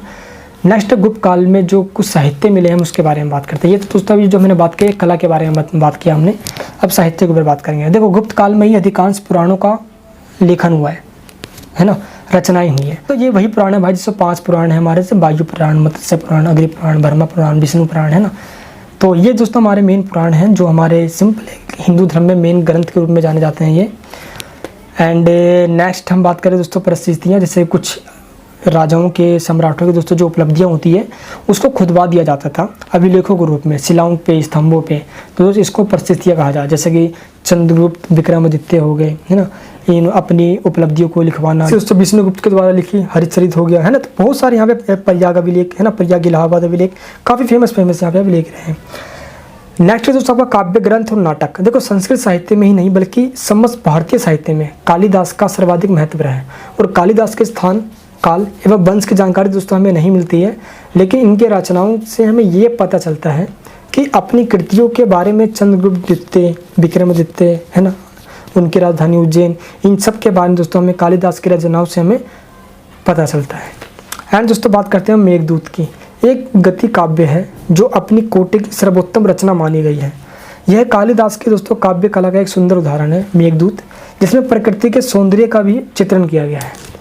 नेक्स्ट है दोस्तों आपका रघुवंश। कालिदास का सर्वोत्तम महाकाव्य है रघुवंश। रघुवंश में सभी प्रधान रसों जैसा पीर, श्रृंगार, इन सब के बारे में बताया गया है। तो सभी रसों के बारे में इसमें उल्लेख किया गया है। ये इसके बाद आता है हमारी स्मृति ग्रंथ, जैसे कि मनुस्मृति वगैरह हो गए, बृहस्पति, नारद। दोस्तों हमारे कुछ गुप्त काल में दोस्तों कुछ लिखी गई स्मृति ग्रंथ है। स्मृति मतलब होता है कुछ यादें, इसका अगर मैं एक्चुअल मीनिंग देखे तो नहीं, फिर भी दोस्त ऐसा कहा जाता है गुप्त काल में जो ग्रंथ लिखी गई है, मनुस्मृति, नारद, बृहस्पति, है ना, ये काफ़ी महत्वपूर्ण है जो धर्म के मामले में भी और दोस्तों उस समय के इतिहास को लेकर भी काफ़ी जानकारी हमें देते हैं। एंड दोस्तों बृहस्पति स्मृति हो गया, इसकी रचना दोस्तों 34वीं शताब्दी में की गई है जो काफ़ी इंपॉर्टेंट है। ये दोस्त हमें मनु और याज्ञवल्क्य के बारे में बताता है। इसका काल 200 से 400 ईस्वी के बीच में माना जाता है। और इसके बाद दोस्तों हमारा आता है नेक्स्ट कात्यायनी स्मृति, कोश और व्याकरण, दर्शन ग्रंथ। तो उससे मेन है, बट ऊपर के दोस्त जो मैंने आपको बताया ये काफ़ी इंपॉर्टेंट है, तो आप उसको उतना ही याद कर ले, मच बेटर। चलिए दोस्तों बात करते हैं नेक्स्ट पॉइंट, चालुक्य की बात करते हैं अब हम। देखो चालुक्य दक्षिण और मध्य भारत में राज करने वाले राजा थे, है ना, चालुक्य वंश। इनका प्रभुत्व 6वीं से लेकर 12वीं शताब्दी तक रहा। इतिहास में चालुक्यों के परिवारों का उल्लेख तो आता है। इनमें सबसे पुराना वंश बादामी चालुक्य वंश है, जो 6वीं शताब्दी के मध्य से आगे चलते दोस्त बादामी एक जगह का नाम है दोस्तों, वहाँ पे इन्होंने शासन करते हैं आज, जिसका नाम है बादामी, जिसको पहले बातापी कहा जाता था। ठीक है, आगे चल के दोस्त बादामी चालुक्य राजा पुलकेशिन द्वितीय की मृत्यु के बाद पूर्वी दक्कन में चालुक्यों का एक अलग राज्य अस्तित्व में आया, जिसके राजाओं को पूर्वी चालुक्य कहा गया। यहाँ पे दोस्तों ये लोग बेंगी से सत्ता चलाते थे और इनका राजपाट 11वीं शताब्दी तक चलता है। यहाँ दोस्तों कह सकते हैं कि इनका क्षेत्र काफ़ी दूर तक फैला हुआ था। तो 10वीं शताब्दी में कल्याणी, जिसको आज हम वासव कल्याण कहते हैं, है ना, एक तीसरे चालुक्य वंश का उदय हुआ, जिसको हम पश्चिमी चालुक्य कहते हैं। इनका शासन 12वीं शताब्दी तक चलता रहा और ये तीनों चालुक्य वंशों के बीच रक्त का संबंध का एक रिश्ता था इनके बीच में, ठीक है। एंड अब बात करते हैं दोस्तों चालुक्य वंश का परिचय एवं कुछ प्रमुख शासक के बारे में। देखो चालुक्य की उत्पत्ति के संबंध में कुछ जानकारी ज़्यादा तो नहीं मिल पाई है, बट वे अपने आप को दोस्तों ब्रह्मा या मनु या चंद्रमा का वंश मानते थे। वे ऐतिहासिक दृष्टि से स्वयं को बहुत प्राचीन मानते थे। उनके पूर्वज अयोध्या में राज करते थे। विसेंट स्मिथ दोस्तों एक इतिहासकार हैं, उन्हें गुज्जर जाति का मानते थे। ये दोस्तों ऐसा ये कह रहे, स्मिथ कह रहे कि ये गुज्जर जाति के थे, चालुक्य वंश, है ना। यहाँ तक ये भी कह दिया सोडियाना जो भारत से बाहर है भाई, सोडियाना से आए हुए विदेशी हैं ये, और भारत में आने के बाद दक्षिण राजस्थान में रहते थे। और स्मिथ के विचार से अब कोई भी सहमत नहीं है। तो दोस्तों जितने भी इतिहासकार हैं उन्हें ये लगा कि ये क्षत्रिय वर्ण के लोग हैं, क्षत्रिय वर्ण से संबंधित लोग हैं, जो कि उत्तर भारत के किसी स्थान से दक्षिणी कर्नाटक में पहुंच गए थे। यहाँ पे याद रखना है कि चालुक्य वंशों का जो संस्थापक है, जिसने इसका एस्टेब्लिशमेंट किया है, वो कौन है? पुलकेशिन प्रथम है, जो कि दोस्त 549 से 50 में वहाँ का राजा बना था। बाद दोस्त आता है कीर्तिवर्मन प्रथम। देखो पुलकेशिन प्रथम के बाद कीर्तिवर्मन का गद्दे पे बैठना हुआ। इसने ही जो दक्षिणी मैसूर के कुछ नलों हैं, वंश हैं, उनको हरा दिया। और दोस्तों कोंकण की विजय के फलस्वरूप रेवती द्वीप है ना, और ये गोवा के अंदर आता है आज, ये इसको अपने कब्जे में ले लिया, इसको बंदरगाह के रूप में यूज किया। इसके बाद दोस्तों नाम आता है मंगलेश का। इसके बाद आता है नाम पुलकेशिन द्वितीय का। ये दोस्तों काफ़ी मेन यहाँ पे जो शासक उनका नाम बता रहा हूँ, मुझे पुलकेशिन द्वितीय यहाँ पे थोड़ा मेन है। कीर्तिवर्मन प्रथम का पुत्र पुलकेशिन द्वितीय, है ना। 609 से 610 तक ये सत्ता पे बैठा, राजगद्दे पे बैठा, और उसने शीघ्र ही अपने को इस राजवंश का सबसे योग्य शासक बना लिया।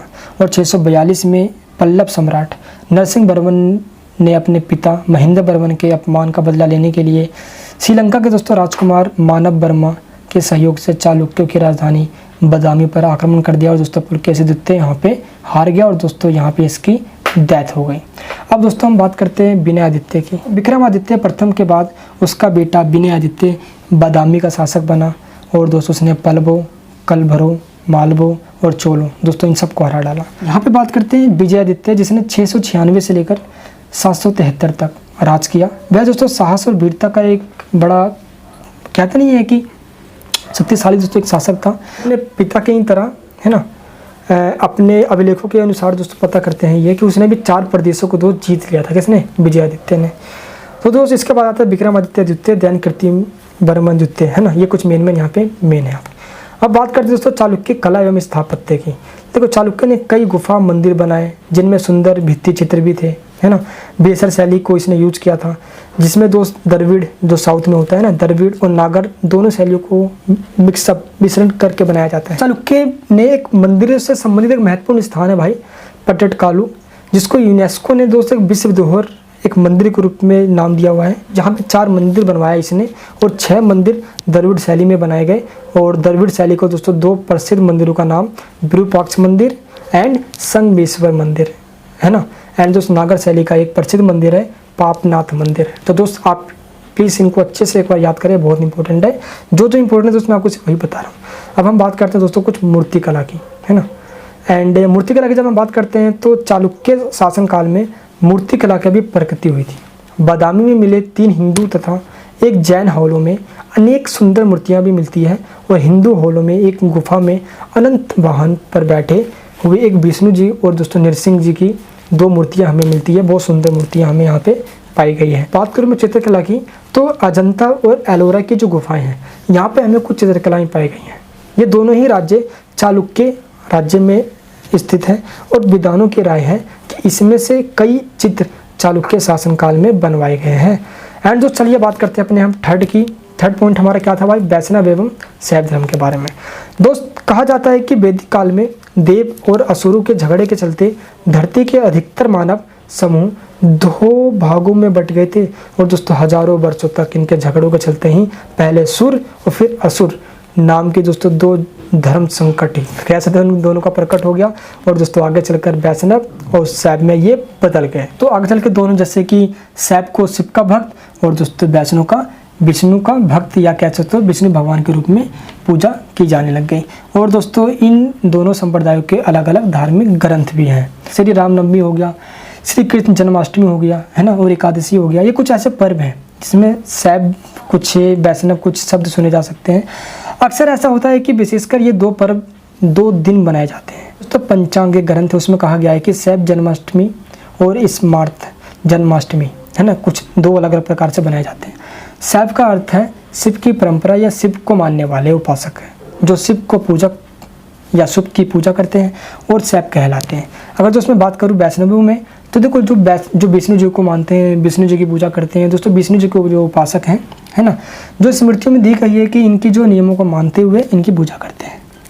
जबकि दोस्तों शैव शिव के उपासक हैं और ये विष्णु या दोस्तों जो वैष्णवी हैं ये विष्णु भगवान के उपासक हैं। शैव और वैष्णव दोनों संप्रदाय को झगड़े के चलते शाक्त संप्रदाय या शाक्त धर्म का उदय हुआ, जिसने दोस्तों दोनों ही संप्रदायों में समन्वय का काम किया, इनमें एकोमोडेशन बैलेंस बनाने का काम किया शाक्त संप्रदाय ने। और इसके पहले ही अत्रि पुत्र दत्तात्रेय ने तीनों धर्म ब्रह्मा, विष्णु और शिव के दोस्त इनमें एकोमोडेशन का समन्वय बैलेंस बनाने का काम किया था। बट दोस्तों बाद में पुराणों और स्मृतियों के आधार पर जीवन यापन करने वाले लोगों का संप्रदाय बना, जिसे स्मार्त संप्रदाय कहते हैं। और दोस्तों इस तरीके से शिव को मानने वाले और विष्णु को मानने वाले बहुत संख्या में दोस्तों बढ़ते चले गए। दोस्त हम इस वीडियो के सबसे लास्ट टॉपिक पे आ चुके हैं भाई, तुर्की आक्रमण।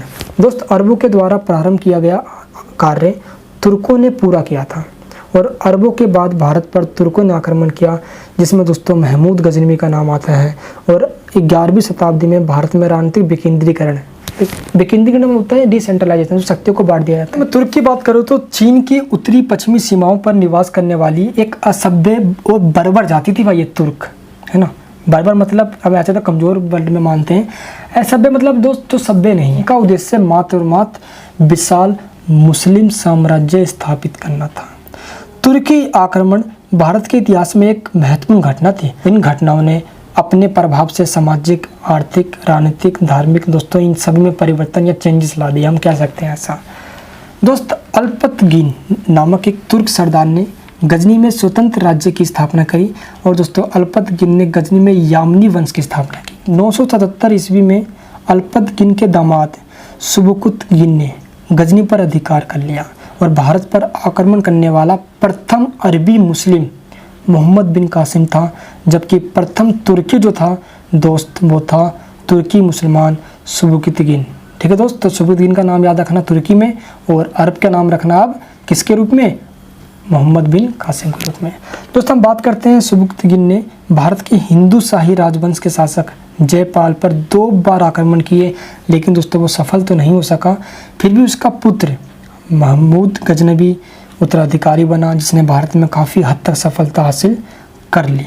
लेकिन दोस्त अगर हम बात करें महमूद गजनवी की, तो महमूद गजनवी ने 998 से 1030 तक भारत पर शासन किया। महमूद गजनवी सबुकुद्दीन का पुत्र था। महमूद गजनवी ने अपने पिता के समय खुरासान का शासक था। महमूद गजनवी अपने पिता के ही समय खुरासान का शासक था और इसने 1001 से लेकर 1030 तक भारत पर 17 बार, भाई सही से सुनना, टोटल 1001 से लेकर 1030 तक टोटल दोस्तों महमूद गजनवी ने भारत पे टोटल 17 बार एक से एक दोस्तों अटैक किए, आक्रमण किए। और उसके इन आक्रमणों का उल्लेख विद्वान दोस्तों हेनरी इलियट ने भी किया है ना, एक विद्वान है, इतिहासकार है। इसके बाद हम बात करते हैं दोस्तों उतवी के अनुसार गजनवी ने युद्धों के समय जिहाद का नारा दिया और महमूद ने अपना नाम बुतसीन यानी कि मूर्ति पूजा को समाप्त करने वाला रखा और 30 अप्रैल 1030 को इसकी मृत्यु हो गई, यानी कि महमूद गजनवी 30 अप्रैल 1030 को मरा। दोस्तों बात करते हैं हम महमूद की उपाधियाँ की। देखो इतिहासकारों ने मुस्लिम इतिहासकार महमूद गजनवी को सर्वप्रथम सुल्तान माना है और महमूद के सिक्कों पर उसकी उपाधि अमीर महमूद के नाम से दी गई है। बगदाद के खलीफा अल कादिर बिल्ला ने उसे यामीन उद्दौला तथा आमीन उल मिल्ला की उपाधियाँ दोस्तों दी है। यह भी कहा जाता है कि इसी अवसर पर उसने प्रत्येक वर्ष आक्रमण करने की शपथ भी ले ली थी। ये भी कहा जाता है कि इस अवसर पर उसने ये कहा भी था कि अब मैं हमेशा आक्रमण करूँगा, इसी वर्ष दोस्तों उसने शपथ ली। महमूद गजनवी के दरबारी लेखक अगर मैं बात करूँ तो अल-बुरूनी है ना, फिरदौसी, इनमें दोस्तों इनकी पुस्तक जैसे कि शाहनामा, उतवी पुस्तक, किताबुल यामिनी हो गया, तारिकुल यामिनी हो गया, आदि ऐसा कुछ पुस्तक है, इनमें इनका उल्लेख भी मिलता है।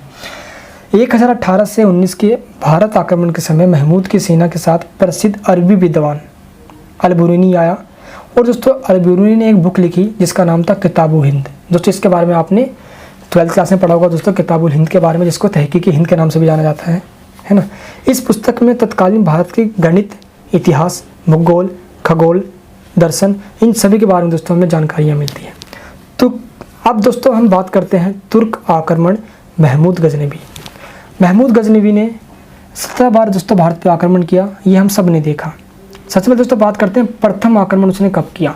1001 में हिंदू शाही राजवंश के शासक जयपाल के विरुद्ध गजनवी ने दोस्तों सबसे पहला आक्रमण किया। तो दोस्तों आप इतना याद रखें कि जयपाल के विरोध में सबसे पहला आक्रमण तो हिंदू शाही राजा और मेरे दोस्तों हिंदू शाही राजा जयपाल के विरोध में महमूद गजनवी ने 1001 में सबसे पहला आक्रमण किया और दोस्तों जयपाल को हरा दिया गया, जिसके द्वारा दोस्तों उसने अपने आप में एक आत्महत्या कर ली। दोस्तों 1013 में भाई यहाँ पे याद रहे यार कि 1013 में ही, यानी कि 1021 से पहले ही 1013 में ही दोस्तों उसने त्रिलोचन पाल को हरा दिया था, है ना।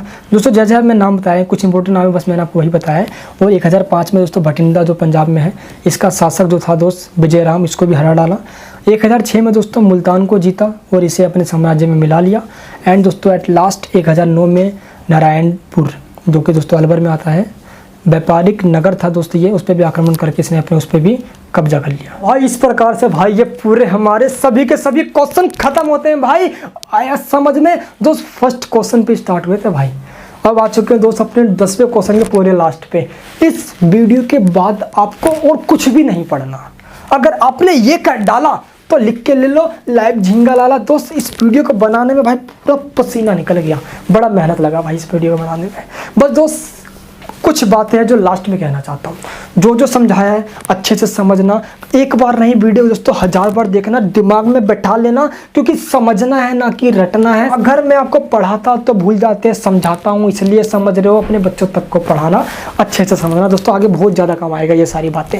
दोस्त अब बात करता हूँ मैं नोट्स की। मैंने दोस्तों पहले चर्चा कर दी है, नोट्स दोस्तों आप ले सकते हो, लिंक इस वीडियो के डिस्क्रिप्शन बॉक्स के अंदर है। वेबसाइट पर सारी डिटेल्स या डिस्क्रिप्शन बॉक्स में सारी डिटेल्स दे दी गई है। दोस्त वीडियो बनाने में बड़ा मेहनत लगता है यार, बहुत मेहनत लगता है, सच बता रहा हूँ यार। तो हाथ जोड़ के दोस्तों अब एक ही विनती करूँगा यार, वीडियो पे यार 1000 लाइक आए। चाहते हो भाई आप भी ऐसा, तो हाथ जोड़ के विनती करूँगा भाई प्लीज़ 1000 लाइक इस वीडियो पे देना और इस मेहनत को बरकरार रखना। आपसे दोस्त मैं कुछ और डिमांड नहीं करता है दोस्त, हल्का सा कुछ नहीं करना, बिल्कुल हल्का सा लाइक बटन पे टच कर देना, लाइक मिल जाएगा। अगर दोस्तों चैनल पे नए आ गए हो तो मेरे इस दिल का और फैमिली का मेंबर बन जाना। कुछ नहीं करना होता है, रेड बटन को तोड़ देना होता है, यानी तो उसको दबा के चैनल को सब्सक्राइब करके छोटा सा बेल आइकन होगा उसके साइड में, उसको दबा के दोस्तों बेल आइकन ऑन कर लेना। बाकी दोस्त मिलते हैं नेक्स्ट वीडियो में एक और धमाकेदार टॉपिक के साथ। जब तक दोस्त लास्ट में एक ही बात कहूँगा कि बॉस करो, रोज करो, ना मिले तो खोज करो। चलिए दोस्त लाइक करके मेरे उत्साह को बढ़ाए ताकि नेक्स्ट वीडियो दोस्त जल्द से जल्द लेके आऊँ। चैनल को सब्सक्राइब कर लेना। जय हिंद, जय भारत।